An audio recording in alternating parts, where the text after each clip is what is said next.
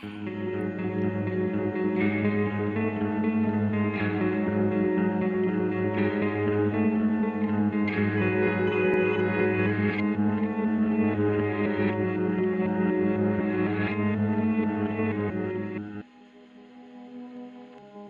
guys, welcome back to Spooky Tuesday, a weekly podcast where we're breaking down all of our favorite slashers, thrillers, monster movies, and black comedies on the news scariest day of the week. I'm Sydney Thompson. I'm Monica Height. I'm Chelsea Duff. And this week, it's technically a Fifth Tuesday, but it's not because the Queen of Fifth Tuesday I says said it it's isn't. not. This is a regular horror installment.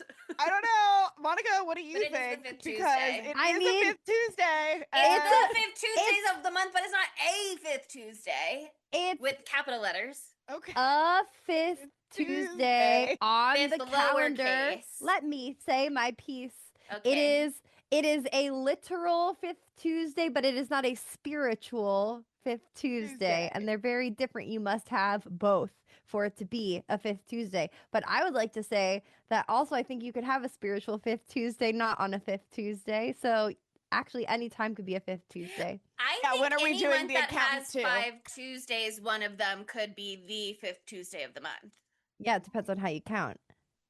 It's Nothing like this is real. is the Fifth It's Tuesday all and the fake. other 4 are the 4. Nothing's real. Nothing's real. Anyway, It's our podcast. We lowercase make the f, rules. Fifth Tuesday. What are we doing? Okay. Since it's the end of, I don't know the theme of this month because I'll I've tell never you been just able a to second, guess baby it. girl. But just like we started this movie, we're dipping our toe into a past theme, and we are doing I Know What You Did Last Summer. 2005. A little throwback. 2005, 2025. 2025. 2005 plus 20, which is what she was saying. You just cut her Yeah, off. you You cut let me her off, finish. Monica, I was trying to be There's dramatic. a really long dramatic pause right Yeah, there. for the tension, Significantly to long. build tension. Monica doesn't know how to build Anticipation. suspense. Anyway, I'm actually really good yes. at that. So what the fuck? Really weird that you guys would even make the accusation. But yes, this is we're bringing it back just like we did with Final Destination Summer. We're bringing it back to I Know What You Did Last Summer, but also this is the last installment of the theme month that famously this whole time has been called July. If you said you didn't want us to do some new releases.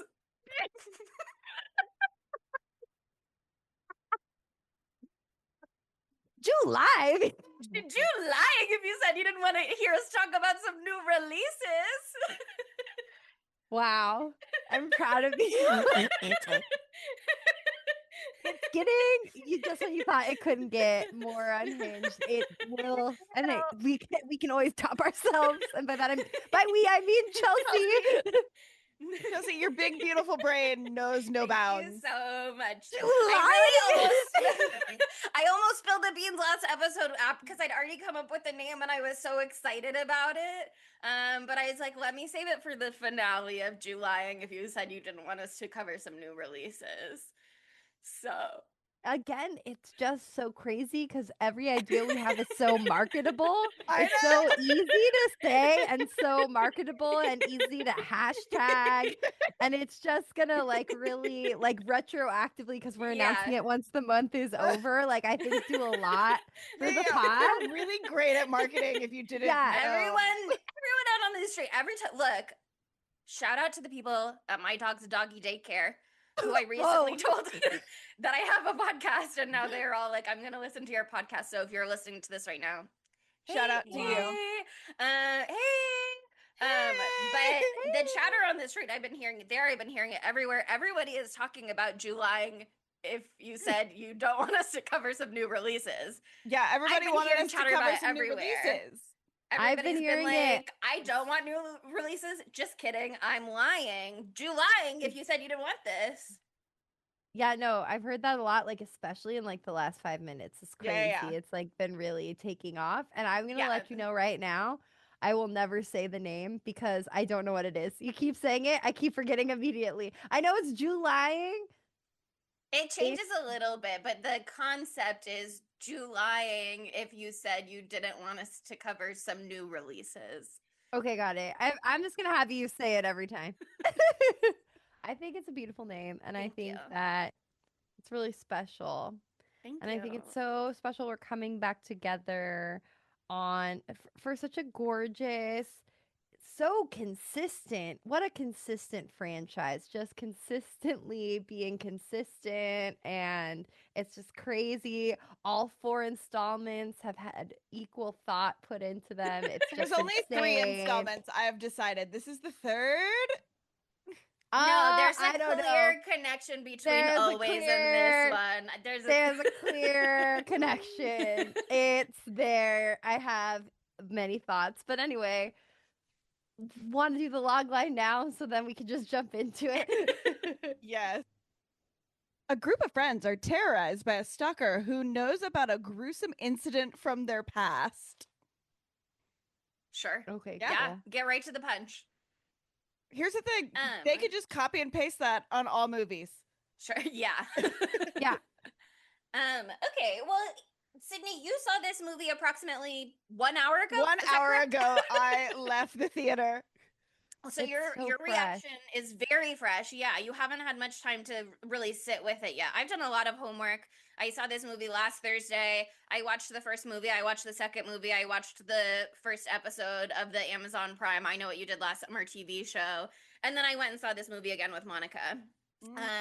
So I'm like fully prepared to dive deep, but I want to know, fresh from the theater, what is your initial reaction? What are your initial thoughts? Again, my initial thoughts are the third one doesn't exist. This is the third one now. And I don't remember anything. I was like, I did that with you. That's And I was like, exactly how oh, I I need to felt. remember this. This was a funny line. And then I was like, what did she say? What did she say? I don't know. I walked out of the theater last night because I saw it last night with Chelsea. And I was like, wow, I have so many thoughts. And then I was like, nope, actually, don't remember a single thing that happened in the entire movie. And I think that says a lot about the movie. I think that this is not a movie that's going to stick with you for the rest of your life because it ain't built like that. But I still had a good there's a lot of time. fun stuff. Yeah, there's a lot of fun stuff. There's fun stuff in there for sure. There are additions to, I would say that this is the third movie in the trilogy. I just acknowledge and recognize that the third movie to be released chronologically is part of the franchise, but not part of this story. It's a little bit of an outlier, but it exists. But there were some big swings taken in this movie. But also, I don't know, I was doing a bunch of research because not famously, but there was chatter recently that Lola Tongue from The Summer That I Turned Pretty and another actor whose name is Nicholas something something had From filmed the Mendez Brothers oh yeah, show. I don't watch that, but on Yeah, Netflix, Mendez. the Ryan Murphy one. That they had filmed a scene for this movie that got cut, and basically Jennifer Caton Robinson, the writer-director, she had a writing partner, but she directed this movie as well, said, like, we loved this scene. Everybody was so wonderful in it. It was so great. It just didn't fit with the final cut of the movie. But I was like, what was it? Was it like a Scream style opener? There's like a bazillion million Scream references in this movie, Yes. which I talked about when the trailer dropped, being like, I'm getting Scream vibes. I'm not really getting I Know What You Did Last Summer vibes, which we can get into because I have lots of notes on that. I've got lots of thoughts about that. But I went digging for what it was, and it seems like there was a sort of not totally different, but a sort of different cut of this movie that was like done for test audiences and early screenings that they then scrapped and reworked some of. So I'm wondering how much of this movie was like subject to audience feedback and studio notes and got reworked. But I suspect the like bare bones of the plot were the same. That's so interesting. Did you get any like vibes of what it was? Apparently Lola Tongue and I'm gonna look up his name. I feel like it's like Nicholas Alexander Chavez, but I don't know if that's exact. Yeah. Oh my God. I was Slay. like, that sounds Slay, got it in one. My brain, beautiful. But the two of them filmed. It is sort of like a scream cold open, but then it is revealed that this is like an urban legend that Ava is telling her friends. Tulpa! It's exactly like that, except it's also like the scene in the first one when they're on the beach telling each other about the hook hand man. Yeah. So that, I think that was going to be one of those things that was like a nod to the original and the vibes of the original and what the original was really all about. And they had a scene that you can get like this smallest little glimpse of in the trailer, even the trailer that is posted on YouTube like a week ago. But the smallest little glimpse of, with a tag from the end, that's like the end scenes that Julie James gets in I Know What You Did Last Summer and I Still Know What You Did Last Summer, where it's like, fisherman attack, you thought the movie was over. And Jennifer Caton Robinson has kind of like played with those and acknowledging that those are not a part of the like canon events of the story so much as they are just like a she didn't say they're a representation of Julie James's trauma, but I think that is like what it's getting at. And so she had one of those for a character at the end as well, and then that got cut. And one of the characters who did survive was not supposed to survive, maybe, it seems like, but fans did not react well to her not surviving to the end of the film, so she got brought back in. So it really seems like there were some... So Danica. Yeah, yes, Yeah. that is correct. Yeah, so it had to be Danica. It was, yeah, I mean, there's only so many people who survive. But... yeah, so it seems like there were a lot of changes, and some of the nods to the original that I maybe would have liked to see got cut. And then there are a lot of nods to the original that are still in this movie that to me kind of feel like we're the tired and cheesiest reused. cheese ball shit you've ever seen in your life. Yeah. Yeah. Do we want to talk about the let's talk about the things that are like the original, because I feel like there's a lot that they're just like cribbing, and it's like, is this an homage? Is this doing something original enough that it feels like a fun reference, or does it feel like you couldn't come up with another set piece? Yeah. Well, okay. I'm going to say my joke now, and this is spoilers for everything, because that's my one thought that I had at with this whole movie. I was like, I love that like there's a reference to every film in the franchise so far. I mean, you literally have the town, all the touch points. Like they ran through the first movie. It's crazy. Then the second movie, finally at the very end, you get Brandy. So thank God, and they're going to be hopefully an entire sequel. Hopefully, I don't know how I feel about that. That was so fun. I hope so. Yeah, there's also that joke about like, fun. let's just take my boat to the Bahamas, and Freddie Prinze Jr. is like, don't do that. Which was also so funny. So that's a beautiful reference. And then for the third one, I'll always know what you did last summer. They made sure to absolutely and completely jump the fucking shark in this movie, just like always did, with the beautiful scene with Sarah Michelle Gellar. So they really got to the heart of each of the three films and made sure to bring it into this fourth installment. And the care and precision was just astounding. Wow. I was shocked. There are so many choices in this movie that Chelsea was trying to convince me makes sense, but a lot of them I was like, what in God's fucking name, what in God's green earth is going on here? And I think that I also was like not as prepared for this movie as I could have been. Obviously I could have rewatched everything like you did the second time around, which would have been really, really fun. But I also have never seen a Jennifer Caton Robinson movie. And so I wasn't like ready. I wasn't sure what the tone would be. You weren't dialed into her voice. I wasn't dialed into her voice. And so I think that like she's got like a very silly, not silly, but like not tongue in cheek. I don't know exactly what it is, but like the like vernacular, the way that everyone talks, like all of the like Gen Z isms and stuff like that. I was like, oh my God. I literally at the end of the movie, my big takeaway was like, we should have been counting how many times they said diva. I was like, there should have been a diva count because they said it like a preposterous amount of times. But they never said diva down, I don't think. They only said divas up. Here's the thing. They never said diva down, and some divas were down. Okay, some divas were down. Divas were down. I fear like diva is to Gen Z what queen is to us because we Yes. say queen all the time. I say diva sometimes though, but maybe that's because I'm so young and hip. I say diva sometimes too, but I don't say it as much as these people were saying Yeah. it. I It's say diva down a lot. constantly. Diva Diva down down. is fucking hilarious. Incredible. Yeah. And Diva they down. Beautiful turn of subverted that by phrase. only having divas up at the end. Wow. How spectacular. Yeah, I'm a big Jennifer Caton Robinson fan.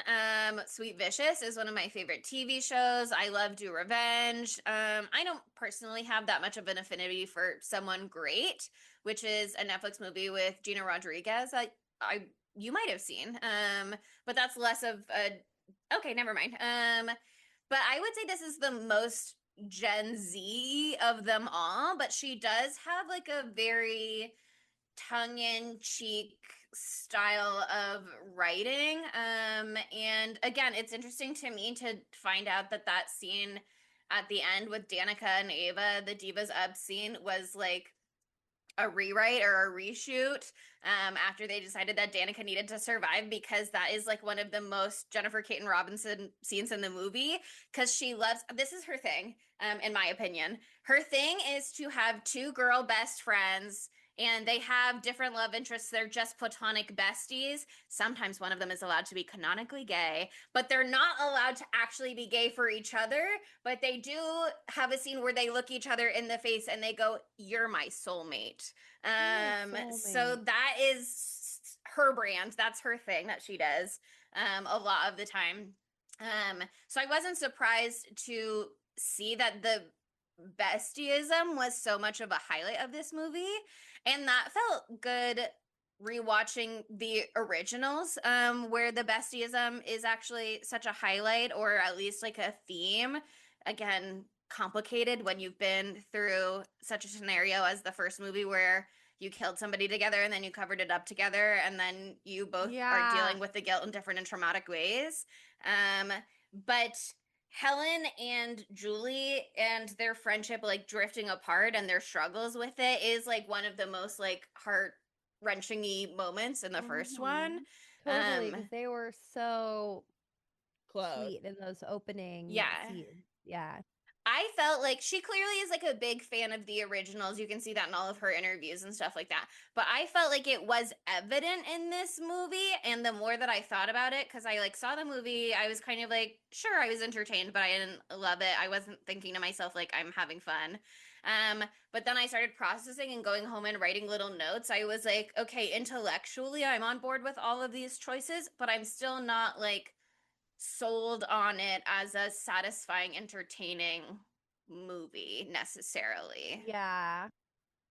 No, I agree with you. Like they were just I don't know, it was just so strangely put together at times where I was like, why is the same thing happening again? And then we find out why the same thing is happening again, like with this unrelated thing.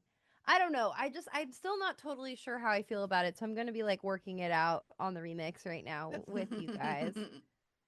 But there were some things that that didn't feel like super fleshed out, like the whole pastor thing. Yeah.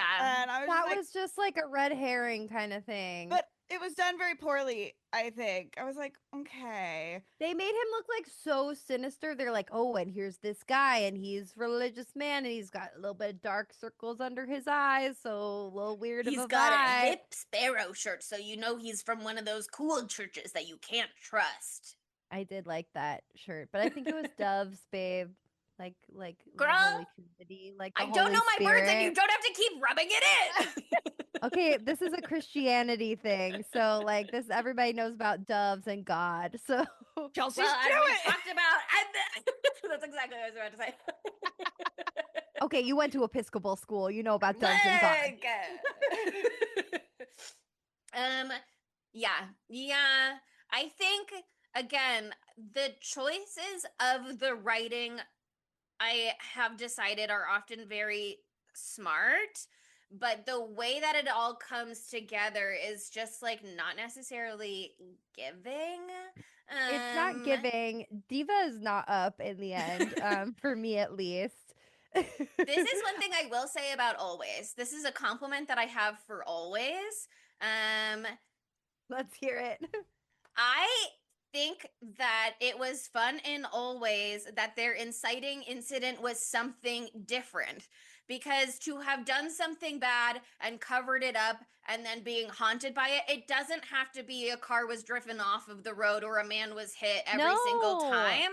It Can can be be your something friend doing different. a It cool can be your skateboard friend trip off of a skateboarding. roof. Yeah. Could be your friend doing a cool skateboard trick off of a roof, and then what did he land on? Like It a was bunch like of spears it or was something. like a spike. pipe and a truck, or I don't know. Somebody moved the mattress he was supposed to land on.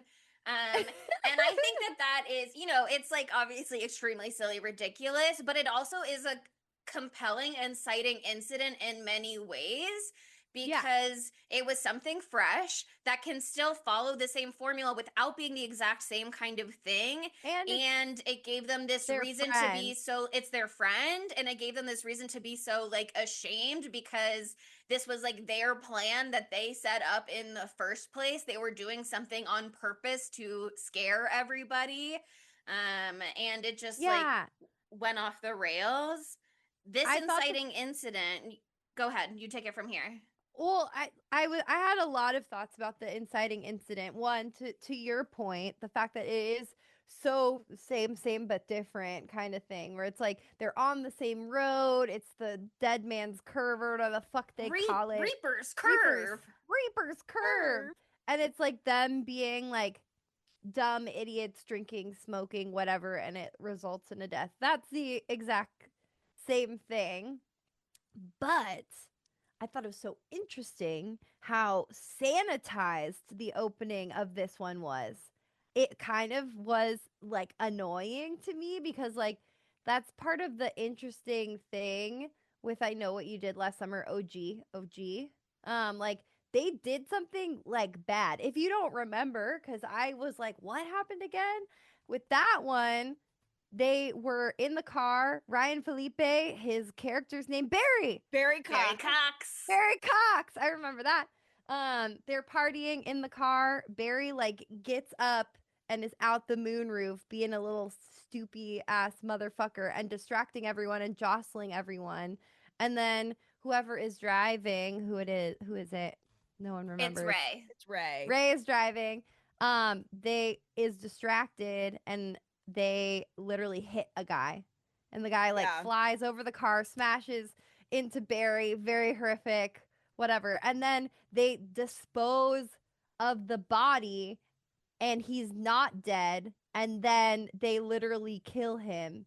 Like they think. So like they literally do a illegal body disposal to cover it up. So that's so much more hands-on. Yeah. And then in the end, like Barry ends up like drowning him. I'm using scare quotes to get because he's trying to get the crown. Croaker Queen crown back. And so that is so hands-on. It's literally hands on the body. And then this movie comes, it's the exact same premise almost. They're drinking the car, fucking what's his name? Teddy is also like being a dumb little fucker boy or whatever. But then they get out of the car and then he is doing a dumb thing. He's being antagonistic in the road. He like almost causes someone to die. But when the person actually does have the car accident, they're not doing anything bad in that exact moment. I know that's like a caveat, but like they're trying to on get back purpose to at safety. least. Yeah. They're like, not just on in the road. purpose. Yeah, they're just in the road. They actually are trying to get back to the car. They were doing like on purpose dumb shit before, but like in that way, it is an accident in my opinion in that exact moment. They're doing dumb shit right before, but like the reason that person died was not because like they were doing dumb shit before, but like it's much more accidental. And then they do try to save him really hard and then he still dies anyway or dies in scare quotes. So it's just so hands off in comparison. So like the guilt that is on the shoulders of these main characters is not nearly as I mean like it's maybe not as maybe it is as strong. I'm not them. They can feel however they want to feel about it. like I feel like the for the- other one would be more intense. it would totally be more intense. And I was wondering, I was like, are they sanitizing it for the audience that they're looking for now? So we will sympathize more with these characters because maybe they thought that was a weakness of the first film, but I liked that it was complicated. Yeah, I mean, to me, it feels a little bit like, and I could be totally off base, but it feels a little bit like it's getting into that Puritans thing again, where it's like they That's want all exactly of what their I was protagonists to be thinking. so morally pure. Yeah. Yes. And so they just like take out all, I mean, they are allowed to be like stupid and bad and like almost cause horrible accidents But a like, couple of times because they also have that moment where he's like, look out, and then he's like, just kidding. But I Dumbass. think Sydney, you jump in because I have like a larger point that I'm gonna make. oh, I was just gonna say, like, Gen Z are little baby bitches, and they Yeah. can't. We love our Gen Z listeners. I love that, but there's just this weird What they want from their media is so like, they don't want any of their faves to be problematic, but girl, but people that's what are makes human. They are people, and it's fun, and it's human. like I want to see People are gonna fuck up. You're people gonna fuck being up. shitty. That And that's is- okay. That's That's okay. You're gonna fuck up really bad, and you're gonna have to forgive yourself. Here's the So thing. if you want to have a chance to forgive yourself, try forgiving other people. Not for everything, but you know. But like, I think it's very interesting that you can be like, you can do like a shitty thing and just kind of like also be a normal person and like continue on. You know Normal what I people mean? are Like, vulnerable to Yeah. making really horrible mistakes. mistakes. That's part of the Especially when it's a horror of mistake it. Yes. that you make. And even if you know it's a mistake at the time, you can't unmake it once you've done it. So you just Yeah. have to figure out how to live with it. And that's the trauma of the first movie, other than obviously being slashed by a killer when they all come back the next summer. But for that year in between, they're trying to be like, how do I move forward, and can I move forward, and what does that look like for me, and who do I hold on to, and what do I have to let go of, et cetera, et cetera, et cetera. I would argue, and again, this is my intellectual argument for this movie, and I don't find it satisfying as a movie necessarily. But intellectually, I would say that the point of this one is sort of that the cover up is worse than the crime, and it is reflecting on how the majority of these characters are so rooted in privilege that their first Yeah. instinct is like, oh no, I don't want to get in trouble, maybe even potentially, and I can get out of this and I have the resources to get out of this, so I am going to get out of this rather than face any potential judgment, even not even consequences, but just social consequences of people finding out that this is something that happened. I think Teddy in particular, and being the driving force behind that, is both the one with, and again, arguably this is complicated because he is one of the characters of color and they just like don't really get into race in this movie. And that's okay. Not every movie They don't has get into it. to They do just that. are like, oh, by the way, this one's more diverse than the first one, and that's Oh, by the they'll way, leave it at that. yeah, this is a 2025 movie, so we're gonna make it a little more diverse now. But he's the one whose father is like a real estate mogul and runs an empire and has the Yeah. police in his back pocket. So his first instinct is like, oh, I'll call daddy and daddy will take care of it. And also he's like, if I fuck up, it doesn't just reflect on me, it reflects back on my father, and that could screw up his whole shit. Yeah. So I have this like responsibility of like continuing this empire. And then we see that's why he like spirals seemingly more than most of the other characters later, where he like blows up his whole life about it because he just like can't deal. But so I would say like that is part of the commentary of Yes. the movie, but it's just not like fully fanged enough to really sink home, It's because so light. they make that Stevie in that conversation says pretty much the same thing that Ray says in the original, actually, which is like, I don't have the family or the money to get me out of this. My life is just gonna be ruined if this comes out. And so she's like, she doesn't say like, for my sake, let's let it go, because she also kind of is like, we have to help, but then she doesn't want the repercussions, so she's willing to sort of, at least initially, keep it pushing. This is just um reheated nachos, you know?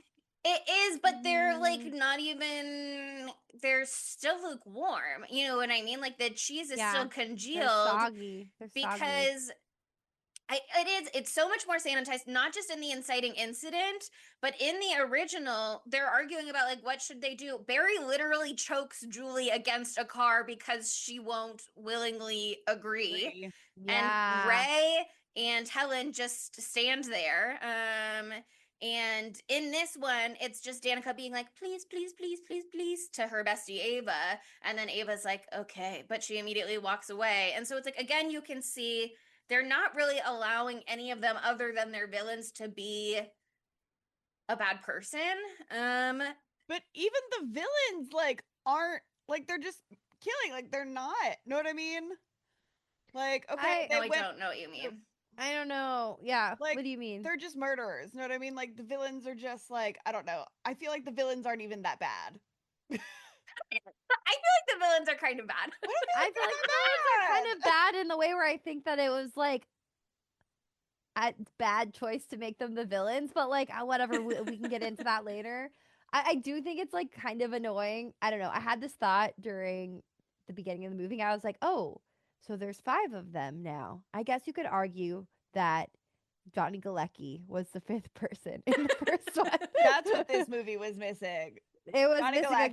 Galecki. Yeah, it was Where They was should missing have Johnny brought Johnny him Galecki? Galecki. back. Why For was it? I sure. think they mentioned Max at one point. I think they did. I think they did, yeah. I kept thinking, like, I also kept wanting. Okay, sorry, I interrupted myself and I didn't say what I was trying to say. I was like, oh, there's 5 people now, and I was like, why are there 5 people? How interesting that they decided to add another person. I guess they just wanted it to be a little different than the first one, like so it doesn't look exactly the same, and it's the exact same setup, like physically. You know what I mean? Like 2 couples or whatever. Um, and then that 5th person was, spoiler alert, the killer. So I was like, oh, they added a 5th person. Who could it be? The killer. Oh Oh. no. Yeah. And it's like, it was so weird because they just kind of took Ray and split him in half and made him a boy who Jonah Howard King, if that's how you say his name, who plays Milo. I think he's so hot and I love his little fucking earring. And I felt so bad for him. He was so sidelined in this movie. Like they barely gave him like Shit to do. anything to do at all. He just felt had a not like crisis of conscience about choking a woman during sex. Which was yeah, like and that was kind of very funny. That was hilarious. That But was so fucking here's the funny. thing, Gabriette said it right when they're like, you're kind of a beta and I'm really into this like dynamic that you do. That's She so picked up on it true. right away. That She was so clocked- fucking funny. She clocked him. What is it like? What did Justin Bieber say? You're not clocking that I'm You're not standing on clocking what business. I'm standing on business. God, I'm so glad I'm Not like clocking not really you. online right now because I don't want to hear about him saying that. That's horrible. No, there was great Um, memes about it. It was very fun. And I made one for Black Swan. Mm-hmm. Oh, yeah, I didn't get that until now. Cool. Anyway, like, yeah, it's just turned like him into like lover boy only, and the like split Ray into 2, lover boy and like working class person who needed to stay in insert name of town here. Sorry, Southport. Southport. Southport. So I thought that was like weird. I don't know. The parallels, I don't know. It was just like so a copy of what had happened in 97, what had happened however many years before. 30 almost. Yeah, 30 years before. I don't know. I don't like, I get why they made it similar because it's almost like they're doing a remake on this movie, but it's not a remake. It's a Yeah. requel or whatever we call it. Is it a requel? That's what like, the term that Scream coined in Scream 5. yeah. It's yeah, it's so because that's one thing I'll say. Okay, that's one thing I'll say for Scream, especially the first one. We love the first one of the remakes, of the requels, of the whatever, of this new Era. generation Mm-hmm. era. Like it gave us distinct new characters, I think. I feel like they feel different than our original ones. I know that Jasmine Savoy Brown's character has some of the similar things to Randy. Randy, but like she also feels like her own thing to me. But that's I don't also know. because Randy's her uncle.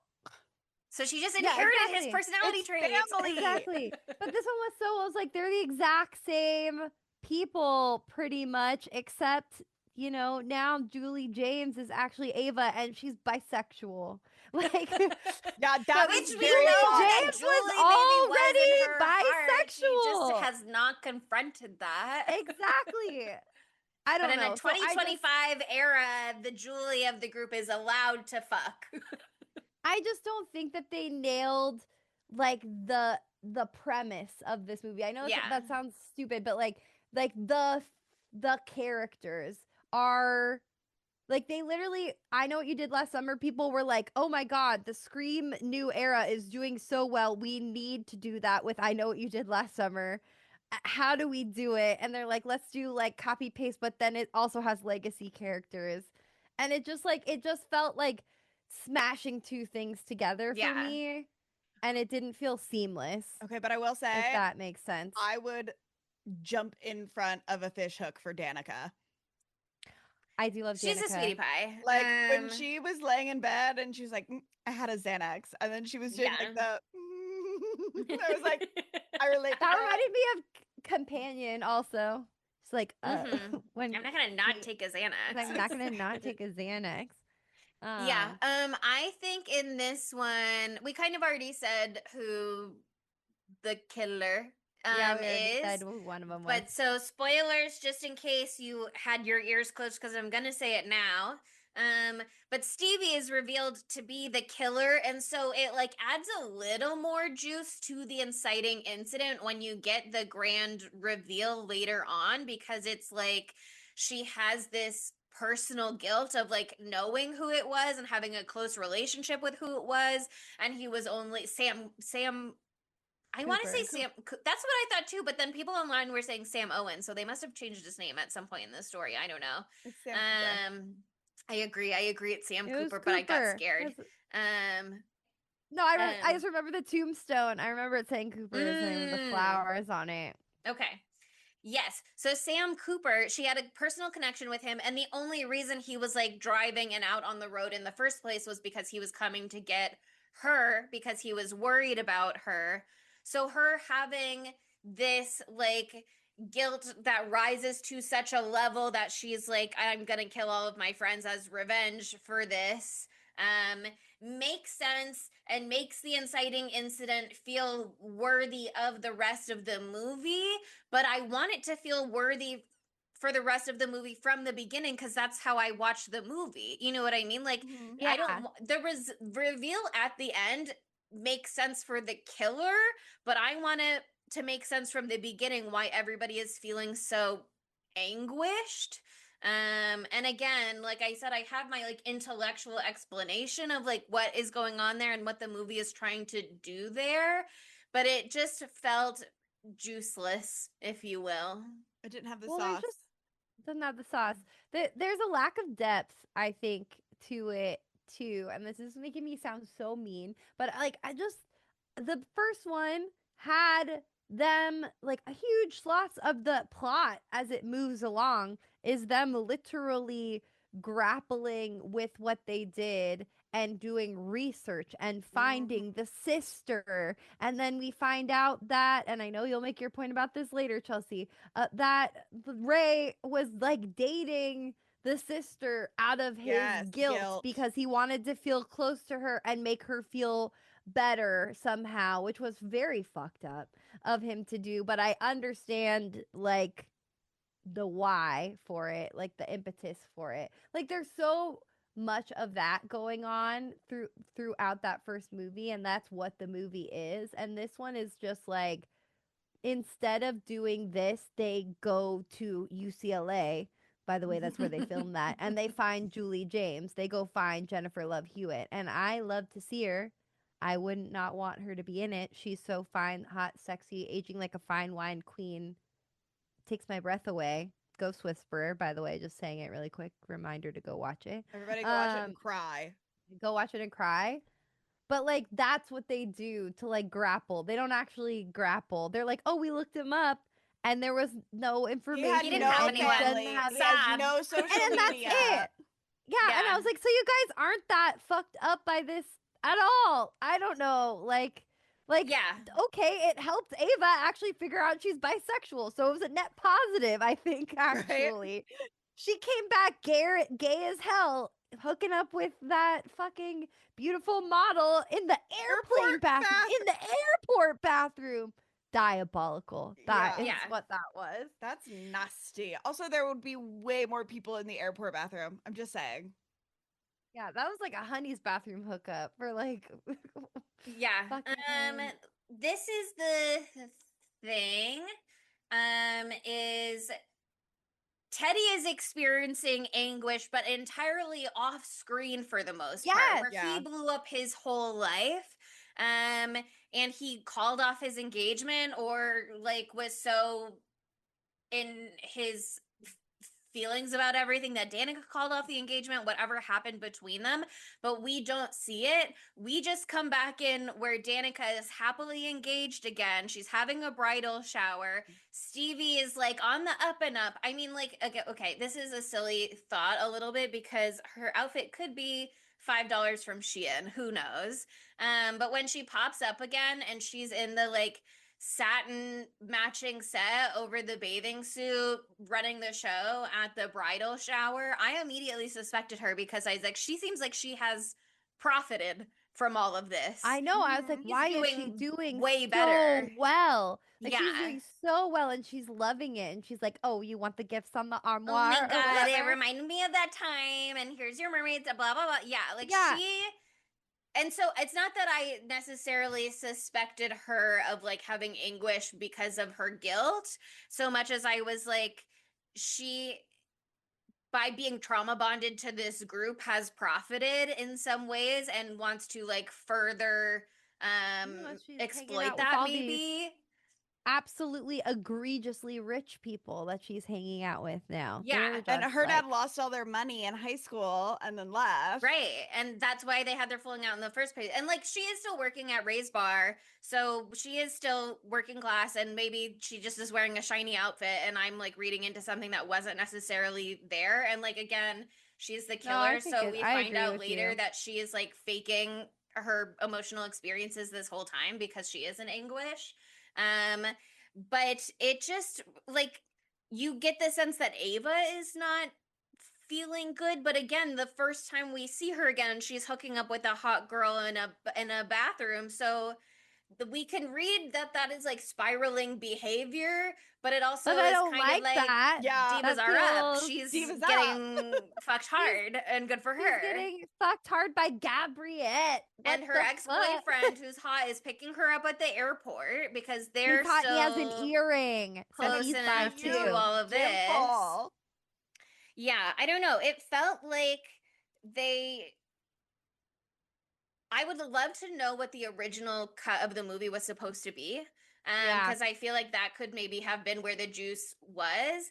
But this one feels like they took the wrong lessons from the original a little bit. Like, I don't need to see them running through the upstairs of Shivers again with the same mannequins that have been there for 100 years and Gabriette, Tyler, the podcaster, pulling herself up on the freight elevator exactly the same way that Helen did. Like, I don't need the same set pieces to go. Wearing a shirt with her face on it. Right. And like, sure. But it felt like the things that were pulling from the original were like kind of set dressing adjacent. And then the like meaty bits of the original kind of got left behind. Yeah, no, that's right. That's nail on the head right there. Yeah, they're like, oh, let's do. Sorry, we'll talk about it more later. Let's have Jennifer Love Hewitt say, "What are you waiting for?" Okay, but I loved that. I squealed a little Ah, bit. She said it I soft rolled at my first, eyes and then so she screamed. hard. I groaned. I groaned. I didn't realize that it was in the trailer. I went back and I watched the trailer when somebody mentioned that scene, because the scene that I was talking about earlier, that's like the tag scene at the ends of the first movies, is like Stevie at the end in some sort of nice house and then is like maybe being attacked. And I think that that would probably end there where the other tags end. But I went to look for that to see if that was still in there and if there was evidence of it. And I saw that Julie's quiet "What are you waiting for" is in the trailer. And I understand why they would put it there, because it is kind of like one of the hallmarks of this franchise. But I thought having a different line read for it gave it some like fresh air, fresh blood a little bit. And then to have it just be like a precursor for the shout felt a little bit like overdone then at that. Like you didn't need it Yeah. twice When you back to said it back. twice, I was like, what? I Bro. liked that they were doing something new with it, and then they were like, just kidding. We're just getting warmed up. I loved it. That was for me.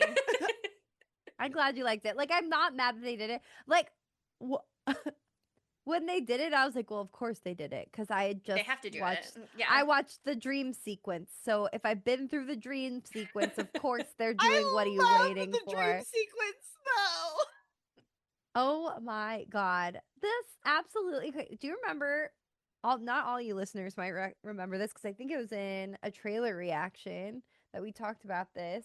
But shout out to our Patreon, go join it. Anyway, we talked about Sarah Michelle Gellar when she was like asked like if she would be returning for this movie. She was like, "I'm dead." What do you mean I'm dead? And I was like, haha, she's so sassy. And now I'm like, that was a fucking cop out. She said that because she is going to be in it. And she wasn't just being sassy. I mean, she was She being was sassy, telling you, but it was "I'm a dead." cover up. It was Yeah. a cover up. Yeah, on IMDb trivia, it says writer-director Jennifer Caton Robinson tried really hard to bring her back, but Sarah Michelle Gellar kept being like, "I'm dead. You literally see my dead body on ice. That's the most dead a person could be. I'm Sarah Dead Gellar." And so like, what could you do? And so like, dream sequence makes sense. I didn't. It's the only option. Yeah. Okay. Here are my thoughts.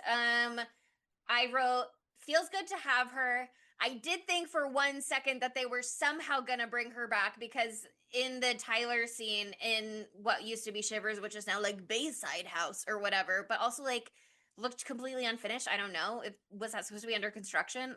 Why did she know where the key was to be Oh able yeah, to get here's the in? key. I mean, whatever. Like- I can rationalize that if I want to be like, Ava is one of the wealthy people in this town and she's a member of Bayside House and they all know that. Whatever, stupid. Right. And then like the big shot of the sticker. Okay, sure. I love but- that sticker. We should steal it. Beautiful design. Yeah. But the dream sequence, I was like, okay, yeah, how else are they gonna do it? What I was saying was I did think for 1 second that they would bring her back, because they went so out of their way to be like, sucks that she's dead. And so I was gonna be like, she's not dead, that's the twist. But then they showed like the newspaper clippings, and Yeah. I know for 1 second I was like, maybe. And then they went to the cemetery and showed all of their graves, and I was like, okay, she's dead. But it was nice both because she and Freddie Prinze Jr. are obviously still together. So like it felt just like right in my heart to have her back, and they used her well. And for the new Croaker Queen character to have a dream of the old Croaker Queen character, I was like, sure. But I was chatting with Chris about it, one of our patrons, because he and I both saw the movie really early when it came out, and none of our other friends had seen it yet. And he was saying it should have been Julie James's dream. And now I'm like, it should have been Julie James's dream, because her dreams haunting her is like such a thing in the second movie. And her being haunted by Helen, and her having this dream where Helen is the one that like compels her to get involved and to help the younger kids to try and save them would be so much more compelling. And so to give it to, I mean, Danica, obviously icon, but to give it to Danica is like well used for what it is. But once Chris said that it should have been Julie's dream, it felt like a missed opportunity to not have it be that. No, I agree. I agree with Chris and you on that. I think that would have been really awesome, but I think that that would have like given way more to Julie James's character in this movie than the director seemed to be willing to give here. I mean, like it can't be all about her, of course, but like I just wasn't also totally satisfied with her role in the movie. Not that I wanted her to be doing more. She's not going to be like Sydney from fucking Scream and like Well, even uproot Sydney her really life did not every have that much to time. do in Scream 5. Wow, but I she want like to is know out why there her and Ray fighting got a crime divorce. because Ray turned evil. Duh. No. But Because okay, Ray is here's evil now. But like, well, okay. Before we do that, can we finish talking about the dream? I need to finish talking about the dream. Then we can pivot to that part. But like, the dream in and of itself, like it opens, red curtains, clear that she's in a dream. I was like, Twin Peaks. We're in Twin Peaks. We're in one of the fucking crazy dream sequences there. Like it's got like so Lynchian for 1 second there, and then it was just like fucking just preposterous. They did the like reverse aging technology on her. Like it was iconic, She but I looked was great. also like I was like what the fuck is going on? Like they're literally going there. And it was so I'll always be I'll always remember what you did last summer to me. Like yeah. I can't believe they had the audacity to do that and it was super fun, but I was just like, "Oh yeah, so this movie's a joke." Like The dream that's was I my thought. favorite part of the movie. I liked I it. I just thought it was loved it. ridiculous. Yeah, Yeah. but here's the thing. I don't know. You can't say it's not ridiculous in Yeah, a but way. that's what makes it great. That's Yeah. cinema. That's cinema. Like it's so fun. Like I don't know. I had a really good time in this movie. Like I did not give a shit about any of these things that y'all are talking about. I was just like, I'm sitting here by myself and I can't have a soda and I can't have snacks because I don't want to shit myself in the She theater. had an upset tummy. Sydney's having food poisoning, by the way, and she's a brave little soldier It's being been a here with us week. tonight. It's been a week. But I was just like, brain off. These movies are stupid. Like, I'm gonna just like, there was some, like, to me, the most egregious thing was the red herring and the religious guy. And Yeah. everything Yeah. else, I was just like, I love it. It's so Yeah. Don't fun. get me wrong. I had a great time while I was in it too, but now we're doing a podcast on it, so I'm dissecting the shit out of it I think because This also now I'm is it's thinking because about it more. I watched it 1 hour ago and have yeah, not come you're still down from riding the my high I had a maybe. fun time high. It I is a fun think time. my one of my prevailing thoughts about this movie is that I am not the target audience. Yes, this It did not just feel like it feels was for me. it's such a Gen Z movie and it's doing so much to be a Gen Z movie. And I appreciate that. And I feel like that, again, Jennifer Caton Robinson does love to like be in this like young space storytelling a lot of the time. So I think that tracks for the journeys that she's interested in. But also, I feel like that is a studio note that they felt like they needed to have like a young crew to bring in fresh new audiences and couldn't spend too much time on the older legacy characters. It's interesting because if you read any interviews with like Jennifer Love Hewitt and Freddie Prinze Jr., they're like talking about like how rich the material is and blah blah blah. And I'm kind of like, okay. It is so great that they brought you guys back and you guys are involved in this story more than you could have been. Less than Uh-huh. you could have been also, but more than you could have been. And I also it could have been less for me too. I also would have liked a little less, but we'll get there. um but it is so not their story in many ways. Again, it's the same kind of thing with the inciting incident in the Stevie reveal. It's like the reveal shows that it was about them all along, but also if you're not getting that for 80% of the movie viewing experience, then it is kind of lost in translation a little bit. I think like they didn't do a good job of like making me care about half of these new characters either because they didn't flesh them out enough. Like I don't know. Maybe that's all just misdirection or whatever. But I was like, I forgot Stevie was in the movie, and now she's the killer. Um, like Miles was in it for 4 minutes. Like I Milo. don't know. I feel yeah, Milo. Sorry. I'm reading a book about a Miles right now. They call him Tyler calls him Miles, I think, in the Yeah. car also. What was your name? Oh. Miles again? Yeah. Oh, okay. But yeah, I do think that like they shot so hard at Gen Z to try to reinvigorate a new younger fan base that they, at least for me, like were sort of alienating to the original fan base. Like I sit next to like an older guy who's like older, much older than me, who's probably a fan of the original. And he was nonplussed as fuck. He's not seen vibing with it. Whereas I will say the first time I saw it, there was like a row of teens ahead of me, and they seemed like they were really vibing. And Yeah, but then the we teens also next to me and their mom Yeah, they were with the mom. having a good time. that okay. See, then it's hard too because we talked to this girl who worked at the movie theater after the movie. She was a doll. And she was much younger. I'd say she was probably Gen Z. For sure. And she was like, yeah, I was super confused watching it because I haven't seen any of the originals. And so I like didn't really know what the fuck was going on. So then it was also like hard to go into it without having seen the original one. So like I don't know. I don't think it would did like a egregiously bad job on all fronts, but I don't think it like Straddled except the for line a little too much. yeah, yeah. So it's interesting. But anyway, I feel like we've talked a lot about how it didn't measure up in a lot of ways, but let's talk about a little bit more things we did like about it, kills we liked, that sort of thing. Like, Wait, I have one more thing to say on that I think oh is yeah, just okay. go. Do.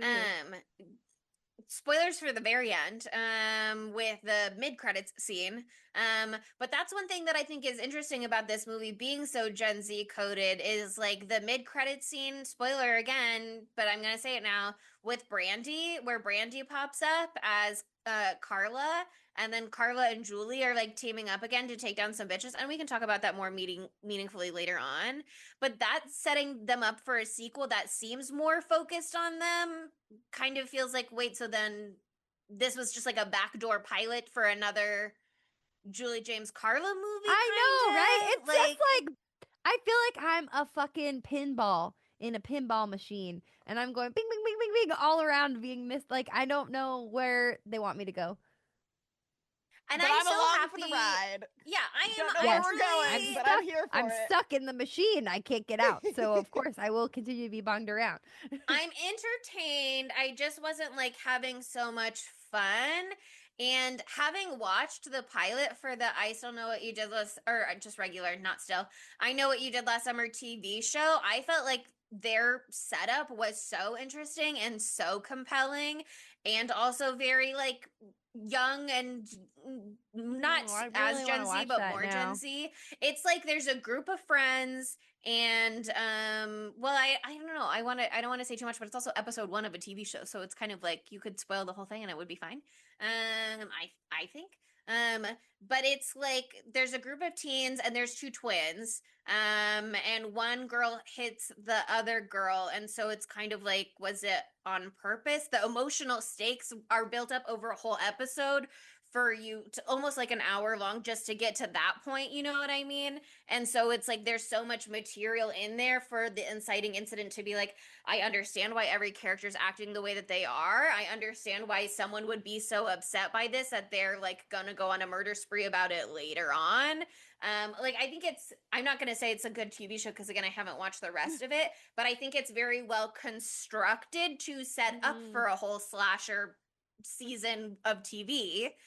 Because that was another thing that Monica and I were talking about recently is like sometimes you make a horror movie into a TV show and it's like that premise can't really be sustained for a whole season. It's kind of like 2 hours of content maybe. And I thought that Like, show did a good job. Dragged out. Yeah. Right. That show did a really good job by making it so personal for all of the characters with like who the person is that died. They did a really good job of why everyone would have a very complicated reaction to it and like reaction to it down the road and things that would like linger and fester, blah blah blah. And then in this movie, it's like you're working backwards from the end of the movie rather than like experiencing it from the beginning. Mhm. And again, also the Scream references are crazy. Like I just want to list some of them off. Oh yeah, go. Yeah. Because it felt like, and again, I know that's another Kevin Williamson Oh yeah, I movie. forgot about that. Right. He wrote the original, I Know What You Did Last Summer, and he wrote Scream. So it makes sense that it would reference Scream, but it's like the scene with Wyatt, Danica's second fiance, where he's like going to check the backyard and I there's the thought that was pool and a the really lights are on and funny off. Mhm. little joke there too, where she's like, "Oh, it's the bridal shower," and you think it's still Teddy, and it's some fucking Some man who rando. looks almost exactly like him. By the way, I But love when just she was like, full he's an white. alcoholic, just but it's yeah. fine. Well, It's they're both fine. Yeah, that's alcoholics. her type. But yeah, that kill is giving Scream for sure. She's even like a blonde in like a chunky knit cream sweater. Um, Yeah, it reminded me of like the opening scene of Scream yes. And in then also general. when she's like wearing it over the white bikini, and she takes the bath, that kind of feels like Stab, in Scream 2, where it's like Mhm. now the Casey character is like in the shower and she's Heather Graham and we're sexing it up a little bit. So that was Naked. interesting. Loved the red bath Um, bomb though. yeah, well, very That was cinematic. so funny. But then the killer being someone in the friend group felt very Scream. And Yeah. when Teddy gets attacked and he's like crawling and he's like, oh, like when he's like wheezing mom, Oh, that's that was again so Casey Scream. Becker as she's like dragging herself across the yard. Yes, that was so screaming like Harry can see his mom. I also thought that was interesting just plot wise too, like where he can like his dad is right there and he's like fixed everything for him, but he can't fix this. This. I don't know. Mm-hmm. Mm. Yeah. And then this I would say is kind of a subversion because again, we've talked about how Scream 5 coined the term the requel and what that was doing. And this happens in Scream 5, but also in Scream 2 and Scream 3. Um what they do in Scream is they always come back for a new movie and they're like, guess what? Du and Gail broke up. And guess what? You get to see them get back together again. So opening this movie, not that they say this in the opening, but the setup in this movie being that Julie and Ray are divorced now, I think having that ground laid by other franchises was helpful to them as a misdirection because it makes you think like, oh, they're separated so that we can see them come together to save these kids and then they're going to get back together and we can see them get back together again. And by subverting that by being like, no, they fucking hate each other's guts. Like, They hate each other so bad. Yeah, And he's I like, thought that that was kind of unfortunately. smart. Um, and this is where I will say about Ray's whole storyline is I know people who love Ray are like, no, I don't want that for him and I don't see that for him. Um, but I think maybe I'm a Ray hater. Because I was She's a raider. remembering, that's what I've been calling that's my tattoo actually. That's my tramp stamp. That's my tramp stamp. I remember getting heated about him just standing there while Barry was choking Julie and being like, of course she's like, you're dead to her after this and she doesn't want to see you again and you don't get it. Like, watching the first two movies, I was like, this is not a point A to point B situation, but I see how you can watch those movies and pull characteristics from Ray and come to this destination. Like, I see how you get from there to here because his whole thing consistently is like, why can't you just pretend that nothing ever happened and be with me, Julie? Why does your emotional experiencing have to affect our relationship? And why can't it just be what I want on my terms? And you've gone away to college because you can't stay in Southport because this is where your friend was murdered and you experienced horrific trauma and you were hunted by a killer.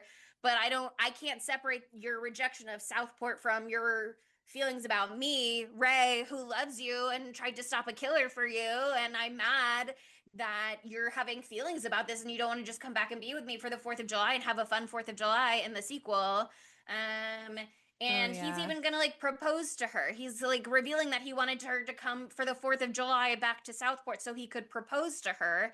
And it's like, if she doesn't want to live there and you're refusing to leave, like, what does marriage How's look this like gonna for work? you? Yeah, like, he is not, he loves to come in and play the hero, and he usually does a good enough job of that, that it is like, look, he'd go above and beyond for her. But in everyday average life, they are horrible partners. They are, after everything goes wrong at the start of the first movie, there's no way that they could ever be together without this haunting their relationship forever. And that's what I kind of feel like the tag at the end of I Still Know What You Did Last Summer is about, is like, there is no happy domesticity for them going forward, where this isn't always present and in the room.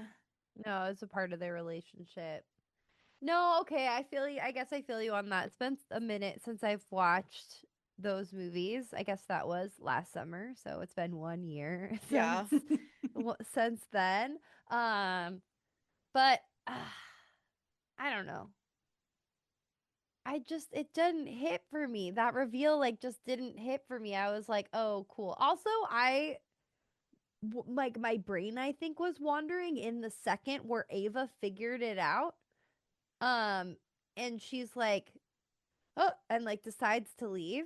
And I was like, "What just happened? What did she say? Does anyone remember? Did She she like saw that say he like, "Oh, had He a had a bandage cut. on his arm, and she remembered that in oh, Bayside House she had yeah, slashed the she person slashed with a him." knife. Mhm.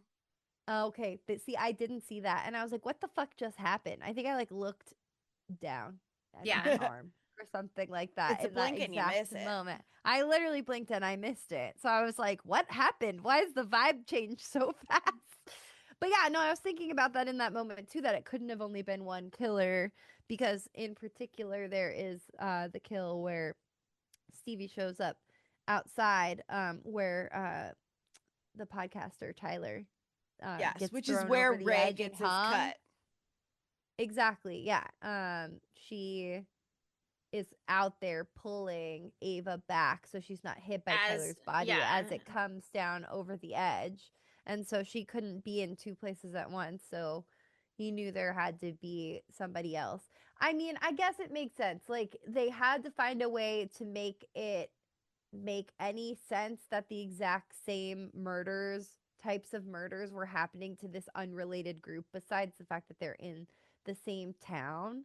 And I don't know what they could have done that would have made me happy, but like I just wasn't happy Yeah. with that. I was Well, mad. I think I was blinded by my blind love for Freddie Prinze Jr. I just think he's so handsome and he's aged so well, and he looked like, I gasped when I saw him on screen. Oh my god. So At I got at the end when he's in his like little white like shirt and he's like his walking to tank top. Julie J. No. It's like the Oh. long sleeve and it's like pushed up a little bit. Mm. It's like a waffle like Oh yeah, Ooh. knit like a shirt Henley. and he's like walking to Julie James. I was like, yes. He's a Strut handsome Love. man. mama. Slay diva. Strut Yeah, diva. diva. um yeah, I think that it makes sense for, I don't know what they do in the TV show. Like I said, I haven't gotten that far in the TV show yet. But in I'll Always Know What You Did Last Summer, it makes sense for it to be the fisherman, because it's like they're doing a whole It's different supernatural. paranormal thing. Yeah. That's like, Yeah. it literally, they're not trying to pretend. I mean, if they are trying to pretend it's the same guy, they're not trying to pretend it is literally the same living human person. Yeah. But it manifests in the same way because He's a of tulpa. urban legend, and it's like feeding into the themes of urban legends. Legend. Yeah. And Which they I kind of are, do like, even though it's hilarious. yeah, again, ridiculous movie, but it's kind of like, I kind of see what you were doing a little bit there. Yeah. I'm picking up part of it. It's its own thing. In this movie, it like kind of touches on the urban legend stuff by pulling that back, and I think that they one thing that I thought was interesting on my rewatch is that in the original movie, Helen, when she is in the back of the car scene after she's been like, Barry's getting attacked back there at the top of the theater or whatever, and they don't believe her, the cop is kind of like, yeah, right, I've heard this urban legend before. And that's part of the reason why he's not engaging. And that's something that I thought was kind of, again, another missed opportunity in this movie is they're like literally dismissing all of their concerns and stuff at the town hall, and it would have been easy to be like, these are just urban legends based on what happened, blah blah blah. Although again, it's like he doesn't want to bring any attention to what happened before. He purposefully scrubbed it all from the internet so like he wouldn't reference it publicly. But I thought that there could have been something there. And he also could have been like, you guys are literally just trying to promote this girl's podcast. You were the ones who were friends with her. You're just trying to promote her podcast. So funny. Um, It's just like clown in a cornfield or corn in a clown field. They're just trying to promote their spooky YouTube channel. Exactly. and I thought the podcast was like an interesting element because if you're gonna make a 2025 movie about this sort of thing, it makes sense to acknowledge the very much thriving true crime genre, and that would be their like intro to information in many ways.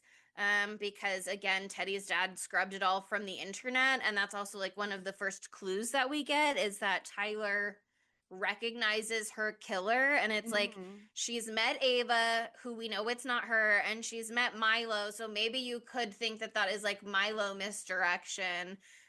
But the only other people that she knows are presumably the victims from the original killings, so it's like that's a hint right there that you could make the connection.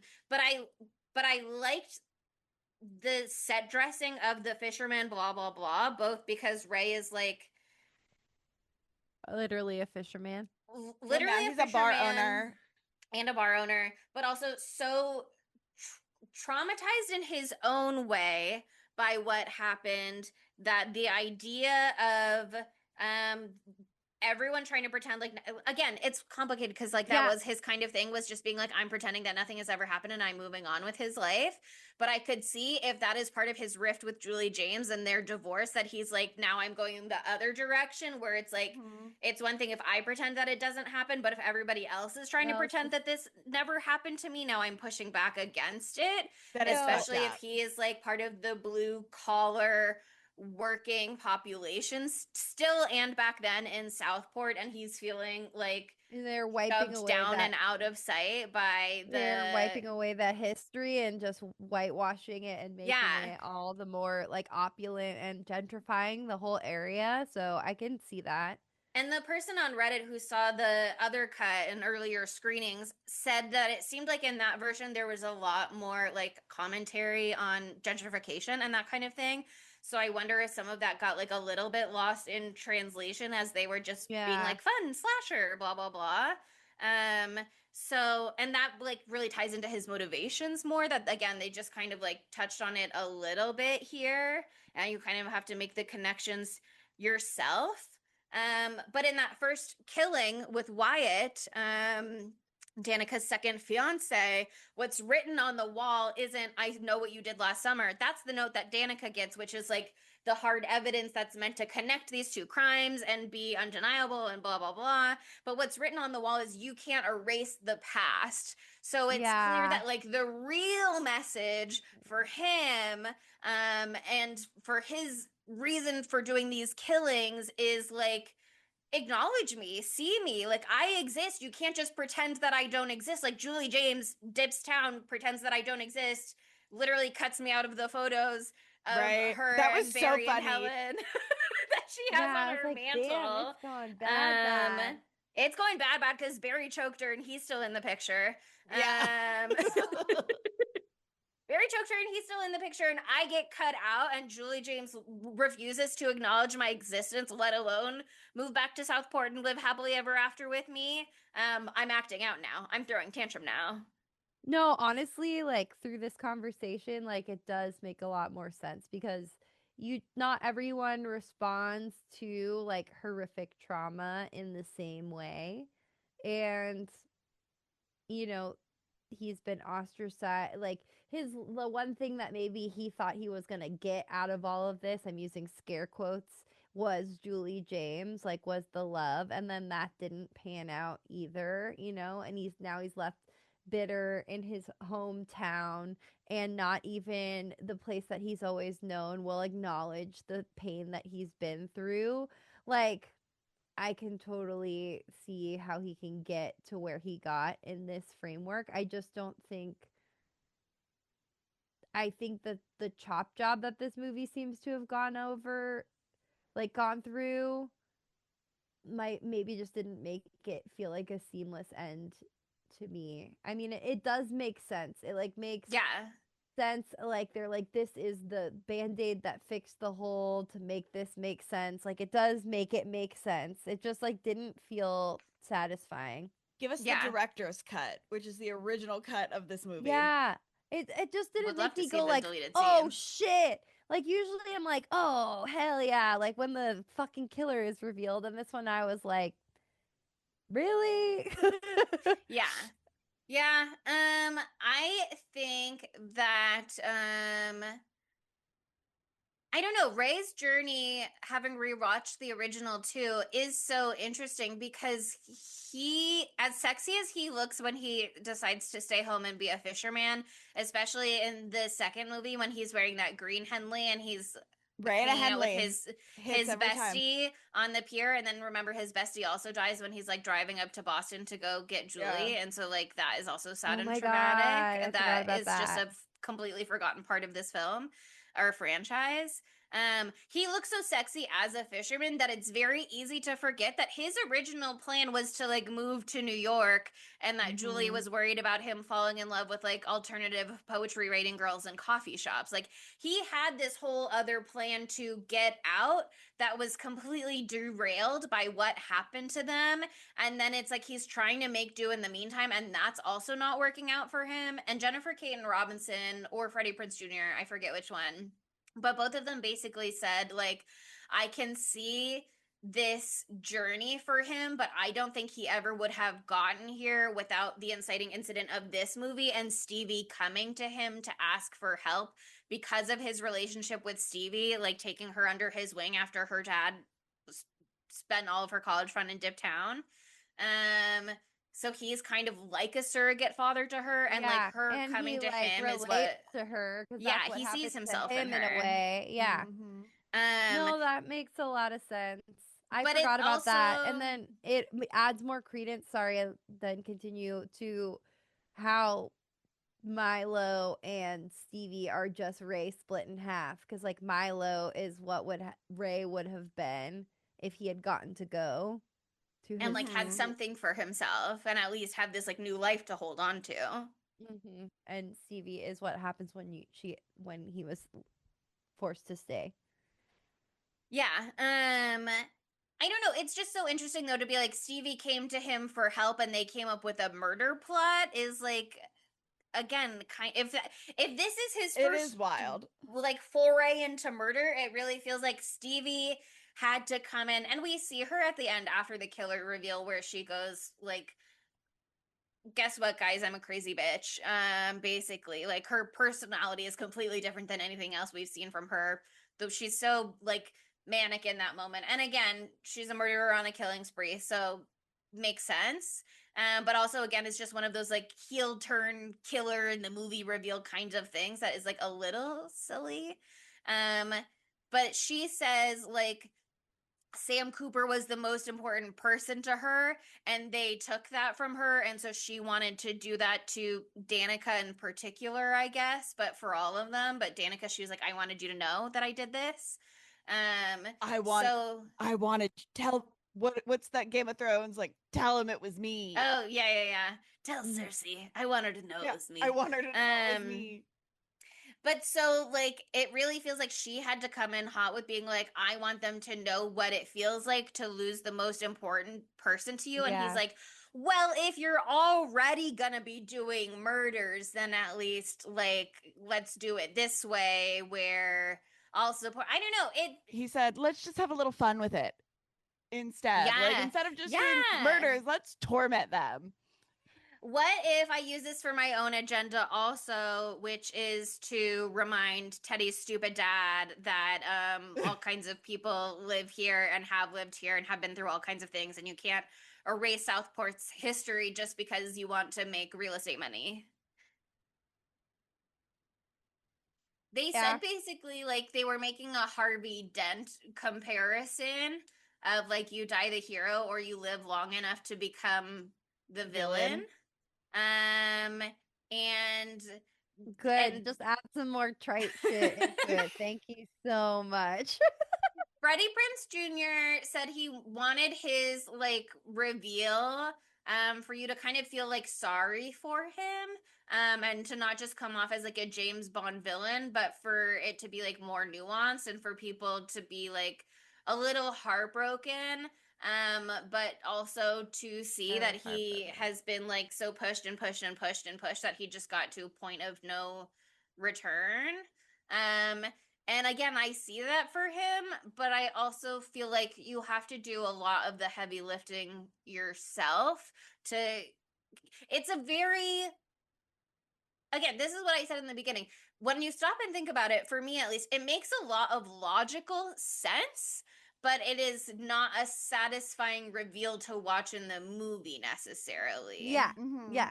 Exactly. Exactly what I'm feeling. Like you've convinced me on it making sense now that we've thought about it more. At first I was like, it makes no sense. He would never. But like it does And you're make like, well, sense. actually, maybe he I can would. I can see it now, but it just didn't feel I didn't go, "Oh, yeah. The reveal, the tension released. Oh boy," you know. None of Yeah. those things. I didn't say any of Yeah. that. You were there. I I didn't think say, "Oh boy," in the theater. oh boy. Oh boy, it's Ray. I think that this movie did a lot of kind of just like glossing over things that could have been more meaningfully engaged with, and also a lot of like plot setup that allows them to just be like whatever. You don't need to worry about this being a plot hole because we always have the excuse of Teddy's dad is like running shit in this town, and if he doesn't want it to come to light then it's not going to come to light. So like Teddy's shirt being pulled into the car with Sam Cooper before it goes over the hill and then crashes at the bottom, and him being Thought photographed in about that shirt that. all day long at his engagement party is like a nothing burger because again, if Teddy's dad doesn't want it to be an issue, it's not gonna be an issue. And I wonder if that was like supposed to be something in the original script or what the deal was because I don't it's such an interesting thing to include if Yeah, it because is it was not also just something. weird how he Yeah, like to be oh spun he pulled around his and shirt off. stuff.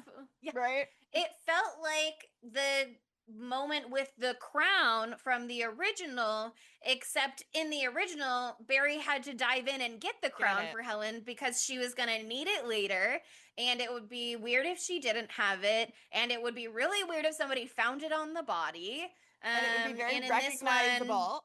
yeah, and then this one, it's like they have this souvenir that goes over, but they don't need to retrieve it and they don't need to ever worry about it again. Yeah, don't you worry your pretty little head. Daddy Teddy's got it. Teddy's daddy's got it. Grant is his name.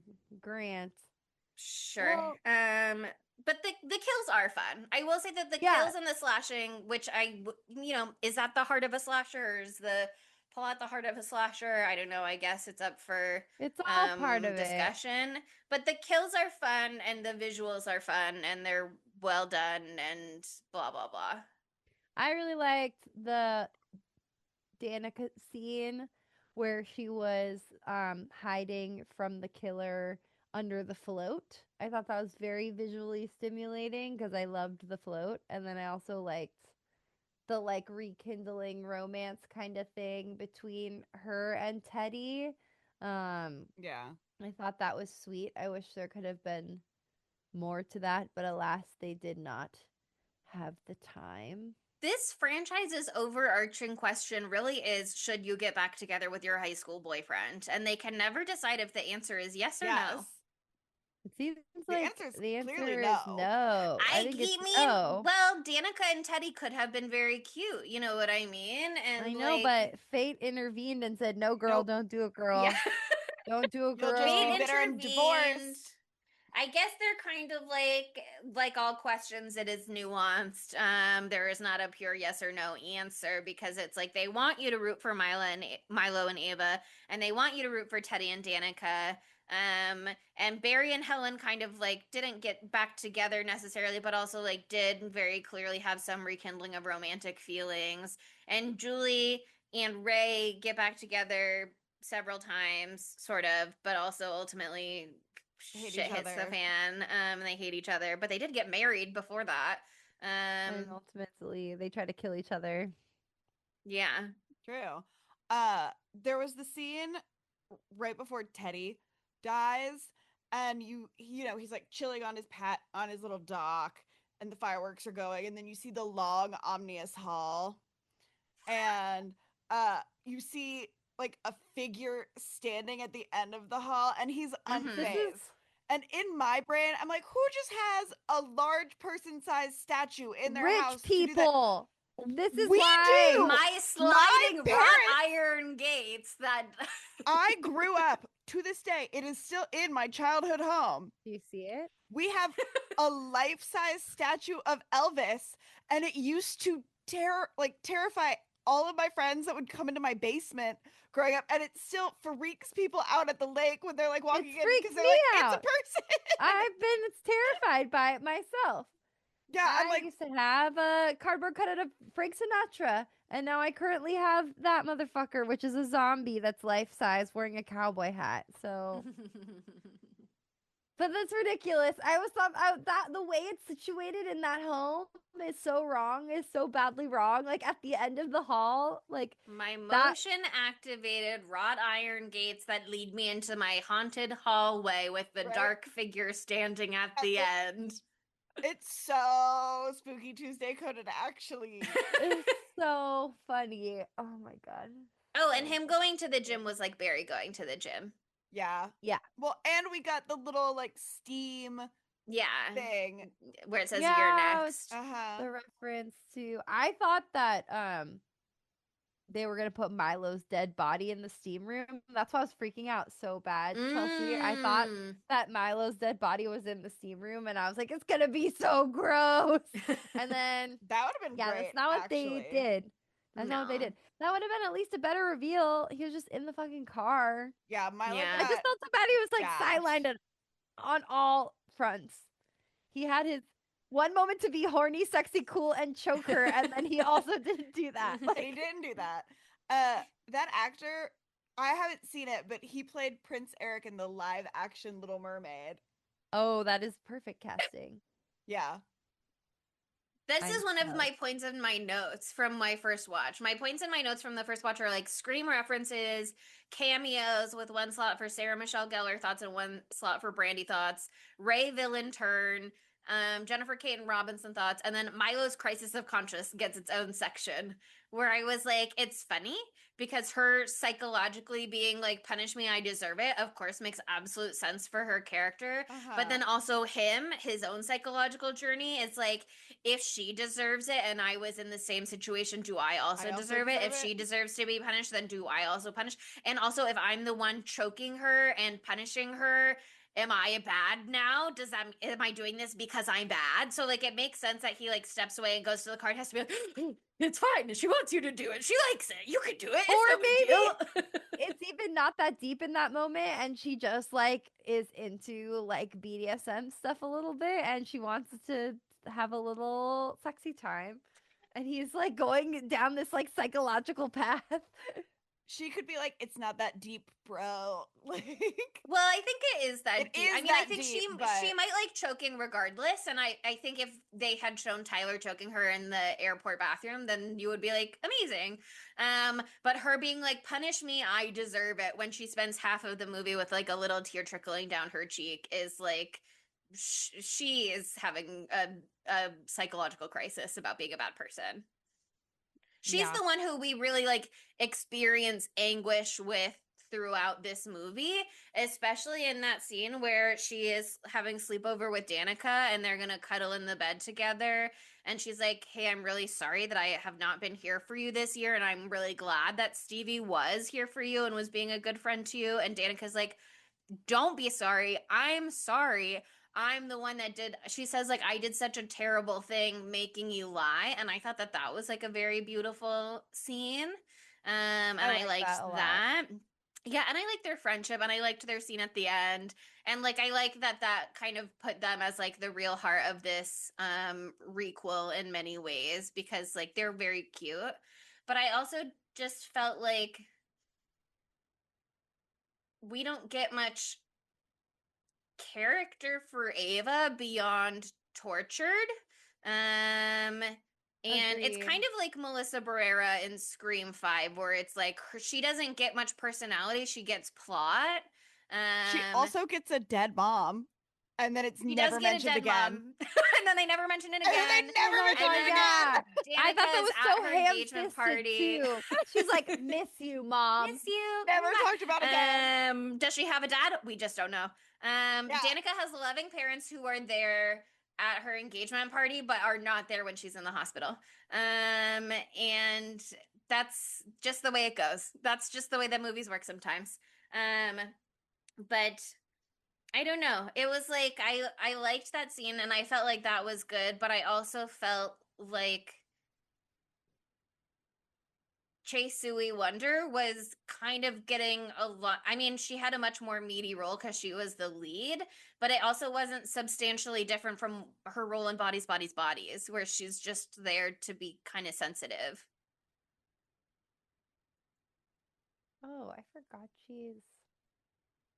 She's in in Bodies, that? Bodies, Bodies. She's not. She's Oh Pete yeah, she Davidson's is. girlfriend in Bodies, Bodies, Bodies.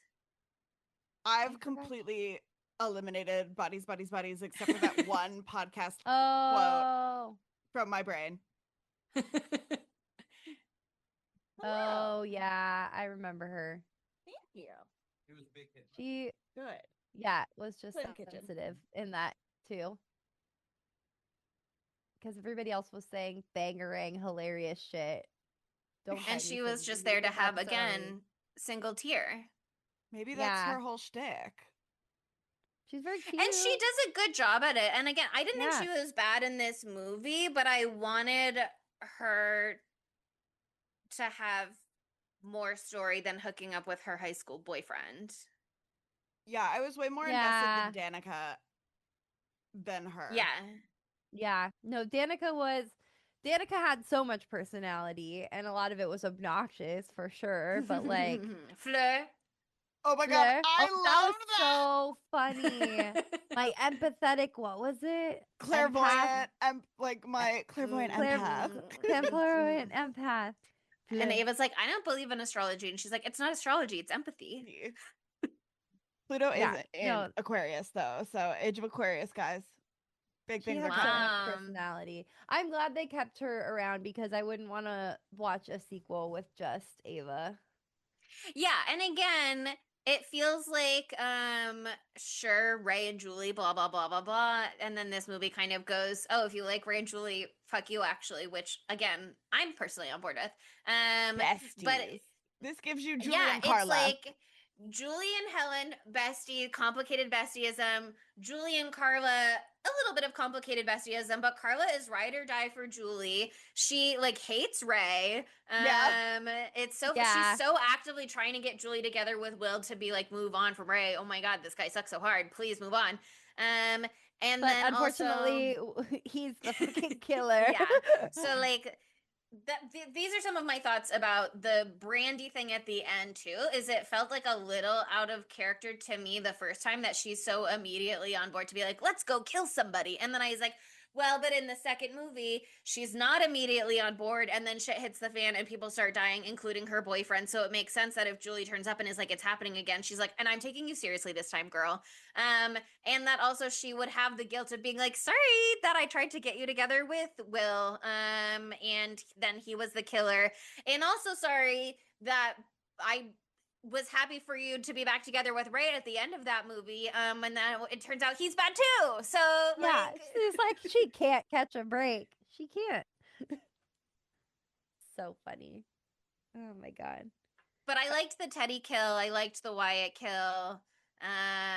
The groundskeeper, whatever. The Danica chase is fun, but I was also a little bit like the Croaker Queen float is the same float for the last 30 years, and they store it right next to the cemetery, but whatever. Yeah, I don't know why they Um, store it next to the cemetery, wouldn't but they? iconic. I liked the setup in the cemetery when they were like, oh, there's fresh flowers here. Sorry, that was really tripping me up for a second. There are fresh flowers here, and we can use that to investigate. And it was like a character building moment when Teddy was like, hey guys, I see you have beers. May I have one? Oh, sorry, that was weird. Don't worry about it. I thought that was a fun character moment. And it also made sense for why he would leave Danica standing there alone, because he's like, there are other people here. People here. But then those people leave 1 second after he leaves. So it was like a good horror movie slasher chase setup in that scene. Yeah. Doesn't Who make else him like a- dies? There's like a 10-person body count. Do you remember the fucking priest getting his eyes gouged out? Like position like he's praying. I was like, now we're doing a fucking like Hannibal Lecter Yeah. Right. style body This is positioning like kill. Dexter And the- season 6 for me. Yeah, was my I mean, touch I guess they point. also did that. All of them are pretty grandiose like that because they set up. It was the giving grotesque or grotesquerie if any of y'all watched that on I FX. Yeah. watched an episode or two, but then I moved on. Well, the fiance, the first one, he's like Wyatt. set up in a particular way. It's a display. And like it's a display. All of them are displayed. Where I don't was that a case in prior movies? This is Ray's own personal flair. He Well, but I brings think to the Ray is killing. trying, like Ray wants to display it to the town. Yeah, Ray's trying to as send a- a message. yeah. Yeah, that's why he is trying. It's twofold. It's not revenge for him. It's revenge for her, but it's not revenge in the same way for Yeah. him. It's like revenge and remember. It's like, Yeah. let me put this in your face. I'm not trying to hurt four people. I'm trying to hurt this whole community because they hurt me by not remembering the trauma that I went through and trying to glaze right over it. Trying to literally like wallpaper over everything and move on. Yeah. And so he needs to make a diorama with his statement, basically, especially if he's like hoping to get away with it on his own and not ever be revealed as the killer. You know what I mean? Yeah. Because then he can't like come out and say his motivations at any point. He needs to like let the killings speak for themselves. So I think that made sense and was like kind of a slightly fresh take on it, as opposed to like in the first two movie, we get Max's body on the ice in the Crabs and Julie's trunk, but that is like just to horrify Julie.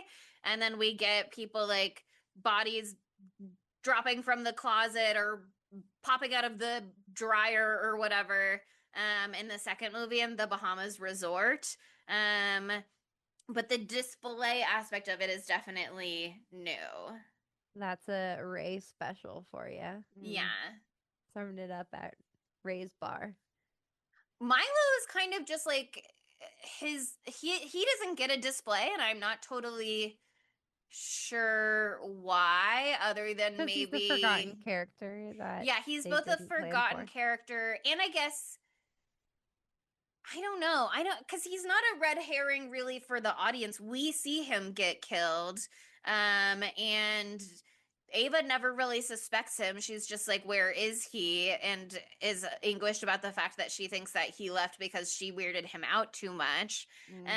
But in the first one, there is that red herring with Ray, where when it is revealed that Billy Blue was Ray when he was dating Missy Egan, and Julie realizes that when she sees the name of his boat, she thinks that he's the killer. And that's why she gets on Ben Willis's boat with him, because she thinks that she's running away from the killer. And so also that's part of my Ray villain plot notes is like, again, stressful situation. You could have Ray be a beautiful, wonderful man for the rest of his life, and that could just be like the stress of the situation. But that she was so willing immediately to be like, oh, he's the killer, is like, she saw something in there, potentially. She knew. There was something in her that always knew that things could go this way. But they don't really do that within the group this time. They really just do it with the pastor, and they put so much time into the pastor, and he had this diary that they look through that's kind of just there to go, oh, it's the pastor. And then Stevie has her point where she's like, he took Grant's money for the cover up, which is why I gave him such a brutal death. And again, sure, and him taking money for the cover up from Grant also makes sense why Ray would have strong feelings about him as well. But it's another one of those things where it's like, logically it makes sense that the emotions are there, but you're not feeling it in the course of watching the movie, so it's kind of like, okay. Yeah, I'm with you. Oh, it's an interesting one. Like it's they weren't expecting to see us coming when they made this. They're like, "Oh, let's just have fun." They're not going to think too hard about it. Bitch, watch me. Not me. They got me, man. They got Here are me. some of my thoughts from my second viewing. There's one combo with Stevie and Ray where they're alone in the kitchen at his bar, where she's being like, how come you never told me about what happened to you? And he's like, you could have come to me if you needed help, blah, blah, blah. And then it's like she brings him back out there and all of her friends are in the bar. And it kind of seems like they're completely out of earshot and wouldn't have overheard any of that conversation. But it also makes sense why Stevie and Ray would be like, we need to put on a performance for them. And then there's a second conversation with them where he's saying basically to her, like, I'm going to take care of you and you're going to get through all of this okay, which makes sense in the sense that you can, once you know, you realize that he's saying, like, you're going to get through this alive / without going to jail, maybe. But then it's like, well, then what was the plan with fake shooting her overboard? Other than, I guess, if Danica also dies and then they kill Ava later, maybe, or I don't know. If Ava was not meant to make her die, think if that she she's didn't figure it dead. out. To make them think that she's dead so she can escape and go to a fucking non-extradition country. Yeah. I guess, but like, Yeah. was Ray also gonna leave Southport, or is he gonna stay in? Like, what? I don't know. I'm not He really can't clear. Yeah, they were just on going to what blame her and she's going to fake her death and go somewhere else. Yeah. with what money. Maybe she I don't embezzled know. stuff. We're not getting that far in Maybe the weeds she. with this shit. We've Let's already not come forget on. that Let's not go Wyatt there. offered his crypto wallet. So maybe That's she took all so that. true. She's like, I'll kill you Coming in with and the I'll take your facts. crypto wallet. And here's the thing, she knows how to one of the most unrealistic things for me was how did she know how to drive that large boat? I know, but I was like, well, Ray is a fisherman and that's Ray's Yeah, he surrogate taught daughter, her. but He taught her how. the controls are the same on fancy boats versus regular guy boats, I guess. I don't know. I don't know, that boat's too big. It would be very intimidating and scary. I'm also willing to believe that, like, Women during can her drive high big school boats, friendship Sydney. with them, that she was close enough with Teddy and on Teddy's boat enough to kind of know what the deal is. And they kind of are like, are she and Sam Cooper romantic? I don't. We'll discuss that in segments, I guess. But they kind of make her slightly butcher than the other girls, so they're like, she can drive a boat. That's allowed. Yeah. Okay, well, speaking of segments, We're are we doing our ready? segmentos.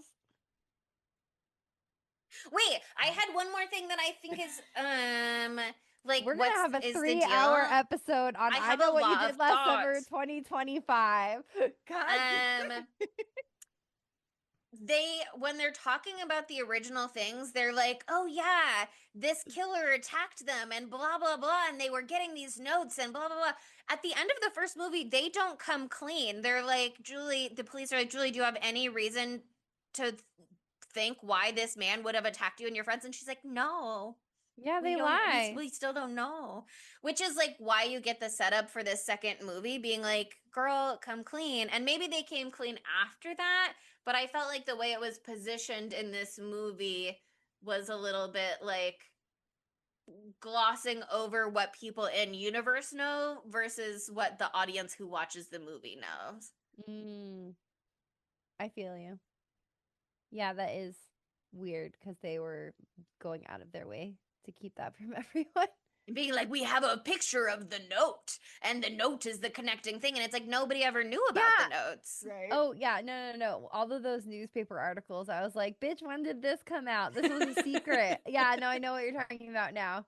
I literally had that same thought. I was like, the note in Julie the James news? gave them the note. Duh. Julie James, after being attacked for a second time, said, "You know what? I'm fessing up I'm entirely." airing this bitch out. Here you go. Well, because that was the thing that we talked about in the first episode of I Know What You Did Last Summer, where it was like they did fully murder a man at the beginning of the movie, but then at the end of the movie they go, that man was a murderer and he was in the road to do a murder because he was killing Missy's brother Dan Egan.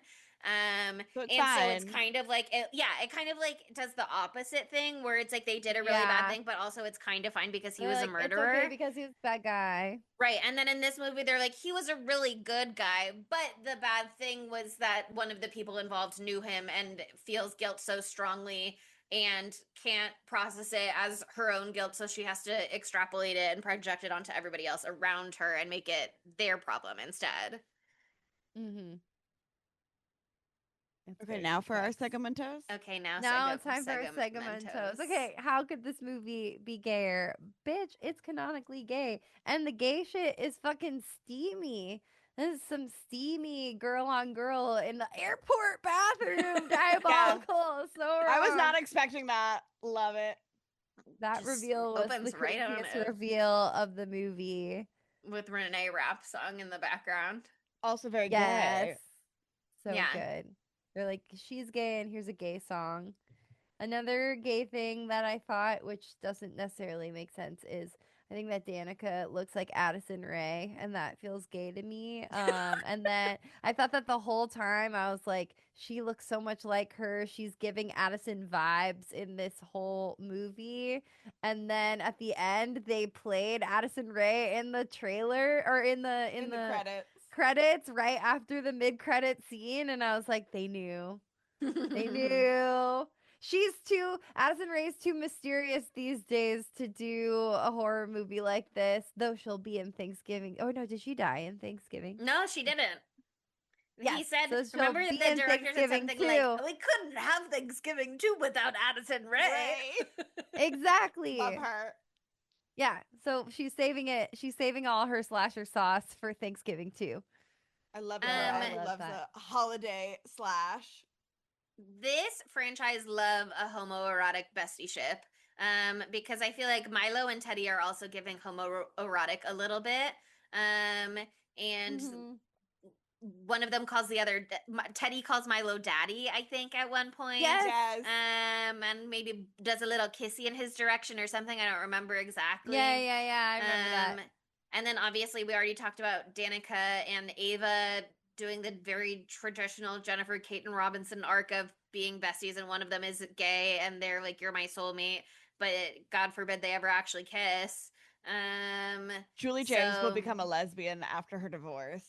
Julie James is so in love with all of her best friends in this franchise, and Brandy happily married in that mid-credit scene, but Brandy will He was like, oh, your girl went through trauma, I'm going to bed. Fuck him. Right. Fuck that man. Such a it seems like Brandy's Carla, sorry, her name is Carla and Julie didn't necessarily stay in touch that much. I don't think that they're like, I think they're the kind of thing where maybe they would get back together again and it would be like no time has passed, you know what I mean? But they're clearly not in regular communication. I know, but still, that was like a huge trauma for Brandy. Yeah. / Carla as well. And hopefully that man, her husband, would know about that. Be like, are you okay? That's good, like girl? the guy, Right? the two people you survived your horrific trauma with. Jack Black didn't make it, but you guys did. And I just want to check in and see how you're doing. Right? Him just being like, oh, isn't that your college roommate? And then going to bed. Yeah, he's like, well, I'm out. That's crazy. Anyway. Anyway, Diva down for the night. See you in the morning. Yeah, I think that Julie is 100% a lesbian, and I think that she is going to realize that in time. I also think like really weird that Stevie was not gay, and maybe she is gay, and because they didn't exactly say that her and Sam were in a romantic I thought relationship, they they just kind exactly of did say that they were in a romantic relationship, but you watched it twice. yeah, they certainly, I think, want that to be the takeaway, but they kind of. She says like that was the most important person to me, um, which allows me space to go. They're both gay, and they were just having gay bestieism, and they were there for each other in times of Lavender. trouble. Yeah, because also Pastor Judah's weird diary was giving me that he and Sam were gay, and so that's Right? why Yeah, at the I end I also was like, agree. "What?" I just need to, like this to come out on VOD. I'm not gonna pay for it. I need it to go on streaming for a platform I already have. And I want to screenshot the little notebook so I can read all the passages. I couldn't read all of it, but it was like the sins of the flesh, blah blah blah, which again feels it felt like they put it there to be murdery and make him a suspect, but also it was giving gay. It was. The He's sins of the gay. flesh, and he's a pastor, and he's He's a experiencing hot gay guilt, and he's pastor drawing with his little angel eyes wings gouged out. around his picture of his dead member of his flock. It's giving super gay. Just be an Episcopalian. All the fucking Episcopalian priests or whatever the fuck that came to our school, that half of them were gay. It was great. It was fantastic. Just do that. You can have it all at the Episcopal Church, apparently. I don't know. Don't quote me on that. I didn't pay attention in chapel. Okay. Any other gay thoughts we'd like to share? So many more gay thoughts. That brings us to Matthew Lillard and Oh, where I he would know fit into exactly this where he screen-coded is. film. Tell me. He's Stevie's dad. Yeah, he actually is Actually, that would be Stevie's incredible dad. casting. Like That him would and Ray be were besties. Like As mentioned, where they just like toss it in there. They're like, "Oh yeah, Stevie's alive, by the way," and then move on. Which again, maybe that was like set up for the tag, or maybe that's set up for the sequel because presumably Stevie is the one going after Brandy and Julie now to be like, "You guys were raised friends," and then I don't know what they're doing with that exactly. you killed Ray. You killed Ray, so now I'm killing the most important person in your life, which is Brandy. Yeah. Gay. Randy, Uh, your estranged college bestie. Really interesting. We Really all got interesting. one. And also, by the way, that scene where she was like, "It's happening again." That's trauma in your body. I was like, okay. But Matthew Lillard actually, if they brought that back with more Stevie storyline in the sequel, he would be incredible casting for her father, both because they like kind of look similar. They're like tall and lanky. Mhm. Uh-huh. And it would be fun to see him and Freddie Prinze Jr. play against each other again. A little Scooby reunion. They had like a Scooby mention in this movie where they're like Scooby Gang, blah blah blah. Teddy says something about it. Mhm. That is, you know, not a character who's on screen in this movie, but fantastic casting nonetheless. Mm-hmm. I know. Stroke of genius. I think that's the perfect spot for him. Yeah, let's not honestly. entertain any other ideas. No, Yeah. that's perfect. Okay, dumb bitch.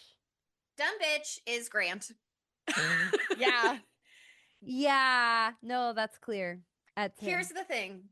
These are my notes from when I watched it the first time. Teddy's dad, it's so convenient for him for plot purposes to have the police in his back pocket, and it makes sense and is believable and is the commentary.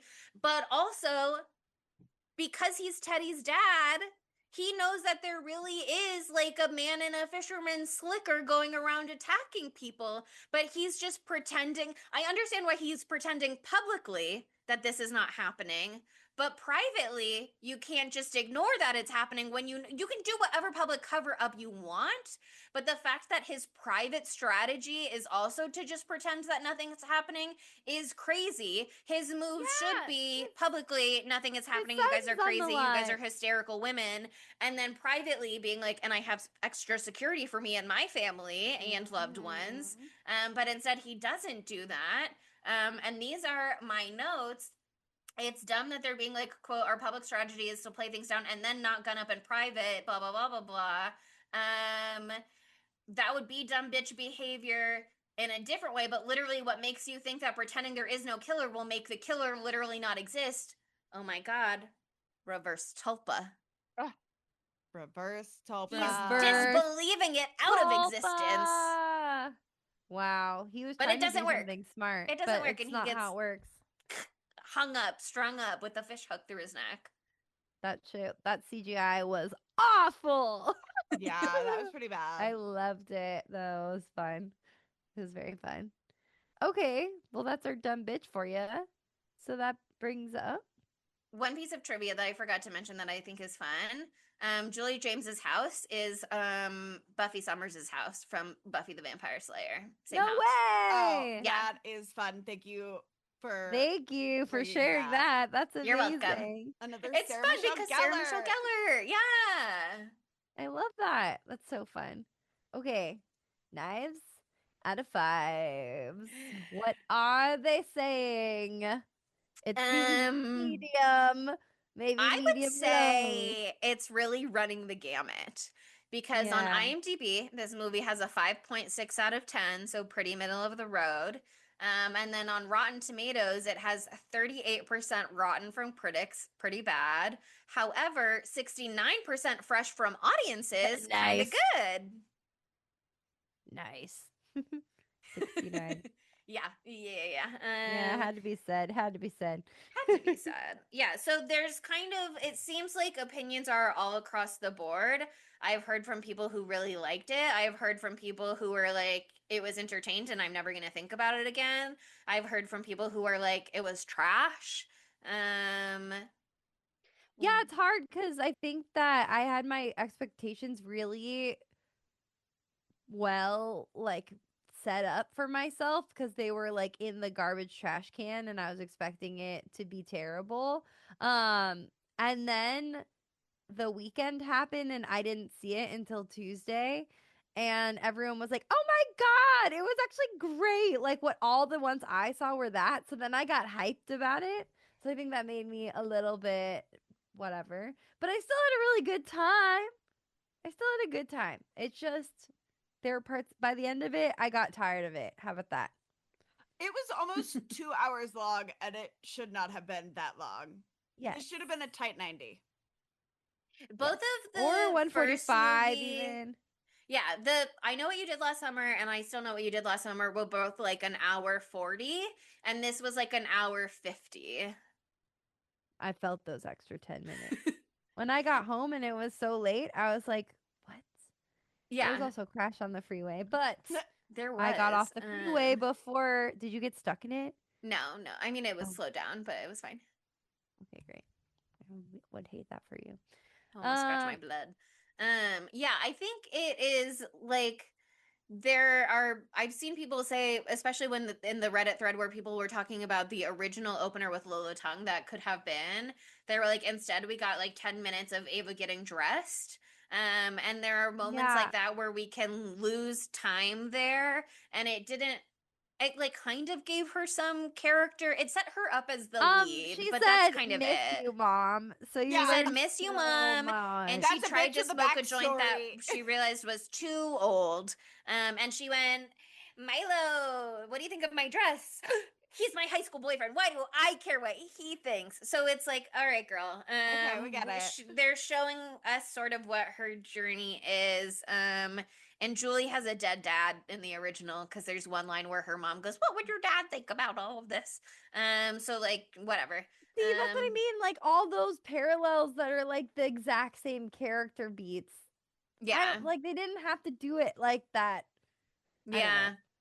Because I'll also go in the first. original, Ray's dad is like, he didn't know him. The only thing he knew about him was that he was a fisherman. So it's like absent father, same as Stevie. Yeah. I'm gonna go first because I don't want to be influenced by your guys' scores. Unlike okay. usual, where I like temper myself, I don't care. I'm gonna give it a 3. That's not mean. It's not that mean. It's not a 2. It was just a fine movie. It was fine. It was whatever. It wasn't that great. It wasn't that bad. I laughed hysterically a couple of times. I thought the audacity a couple of times with the fucking dream sequence, which I would like to watch again. I just was like jaw on the fucking floor. But I just feel like there it's what's that phrase? Like the whole is the whole greater than the sum of its parts. Mm. It didn't feel like it. I don't know. I feel like they had a lot of different things going on and they put the puzzle pieces together and I was like, okay.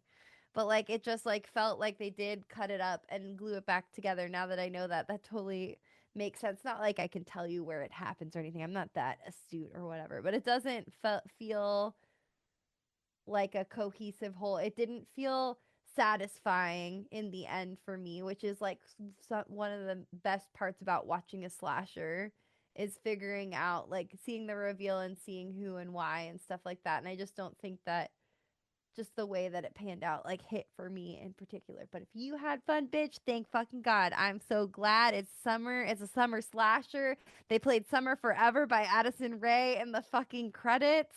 It's a summer movie and it made me feel like I should go, I don't know, to a lake or a beach, eat a fish on a dock or something like that at Ray's bar. So I'm not mad about it. Chelsea, you go next. Okay. I was entertained. I thought that there was a lot about it that was fun, and I thought there was a lot of good dialogue, and I think there are lots of good ideas. And so, like I said, I respect a lot of the writing and story and character choices that were made, but for me, the execution of it just kind of falls flat. Um, I'm very curious. It was like such a big swing on the mid-credit scene with Brandy setting it up for a sequel if you don't know for sure that you're going to be able to get a sequel, because I am very interested in that sequel. Um, but I don't know. I'm more interested in that sequel than this movie, I think, because like I'd like to see more from Stevie and Danica and Ava being besties and Carla and Julie being reunited. Um and if we have this movie to get to that movie, okay. And like I said, this was fun, and like the slashes and the kills in it were fun, and some of it felt a little too similar to previous movies, and then some of it was like, okay, girl, slay. Divas are up. But I don't know. If I felt like so much of the reveal for it to be the heart of the movie could have been worked throughout the movie in different ways. I don't know if maybe we get Ray earlier. It's like a fun reveal when he like steps forward at the town Yeah. council. But I like that we saw Julie first before that, and that we got like Julie pulled in before that, and also that like Julie getting pulled in kind of messes with Ray's plan, because his whole thing is that Julie is not here and is never coming back. But I don't know. It was again one of those things where it was trying to do a lot, and I think in trying to do a lot it like doesn't quite hit super hard on most of them. So it's not my favorite Jennifer Caton Robinson property, and it's not my favorite I Know What You Did Last Summer property, but I think it's a fun enough addition to the franchise.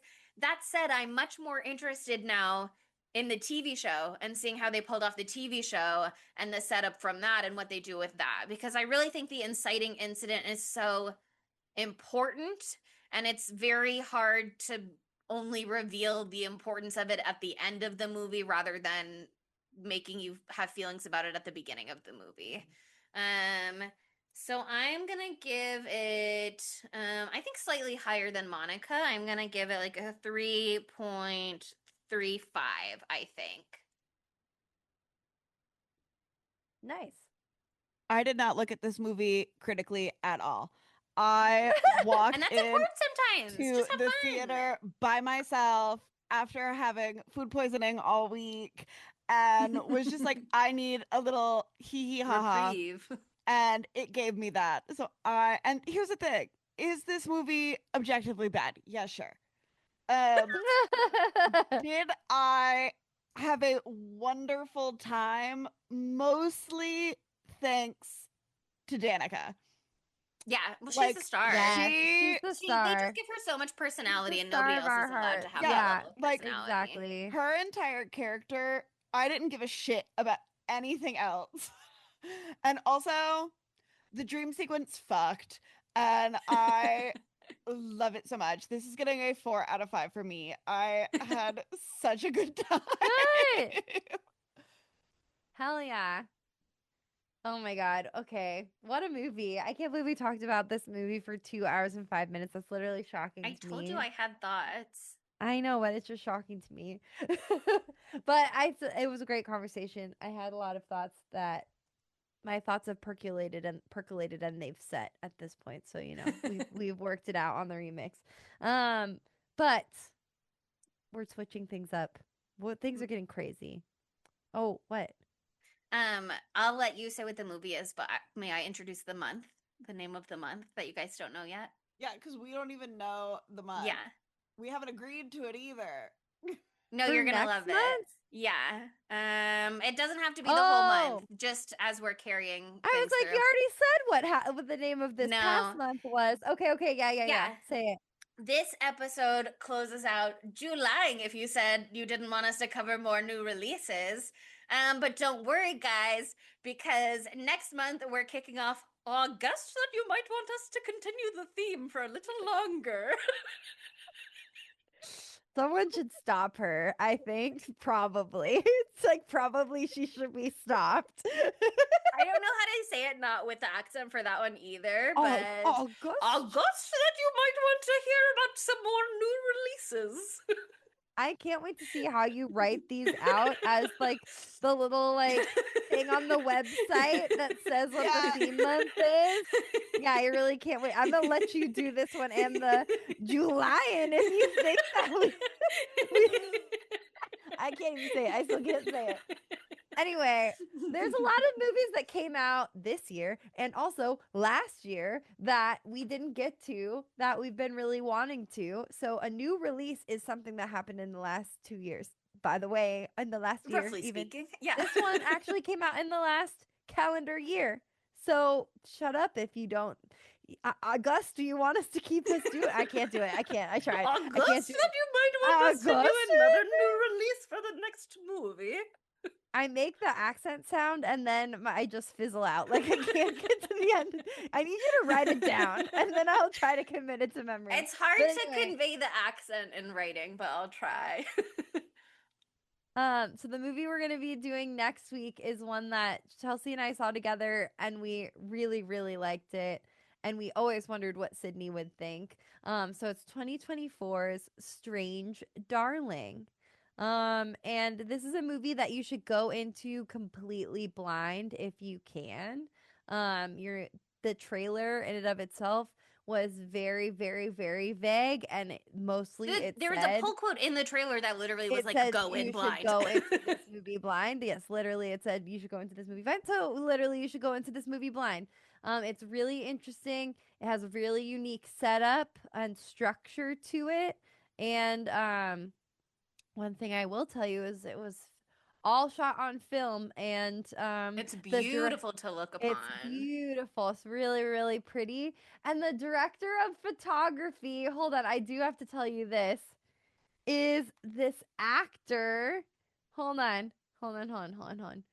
The director of photography. How do I find that? On Cinematographer? IMDb.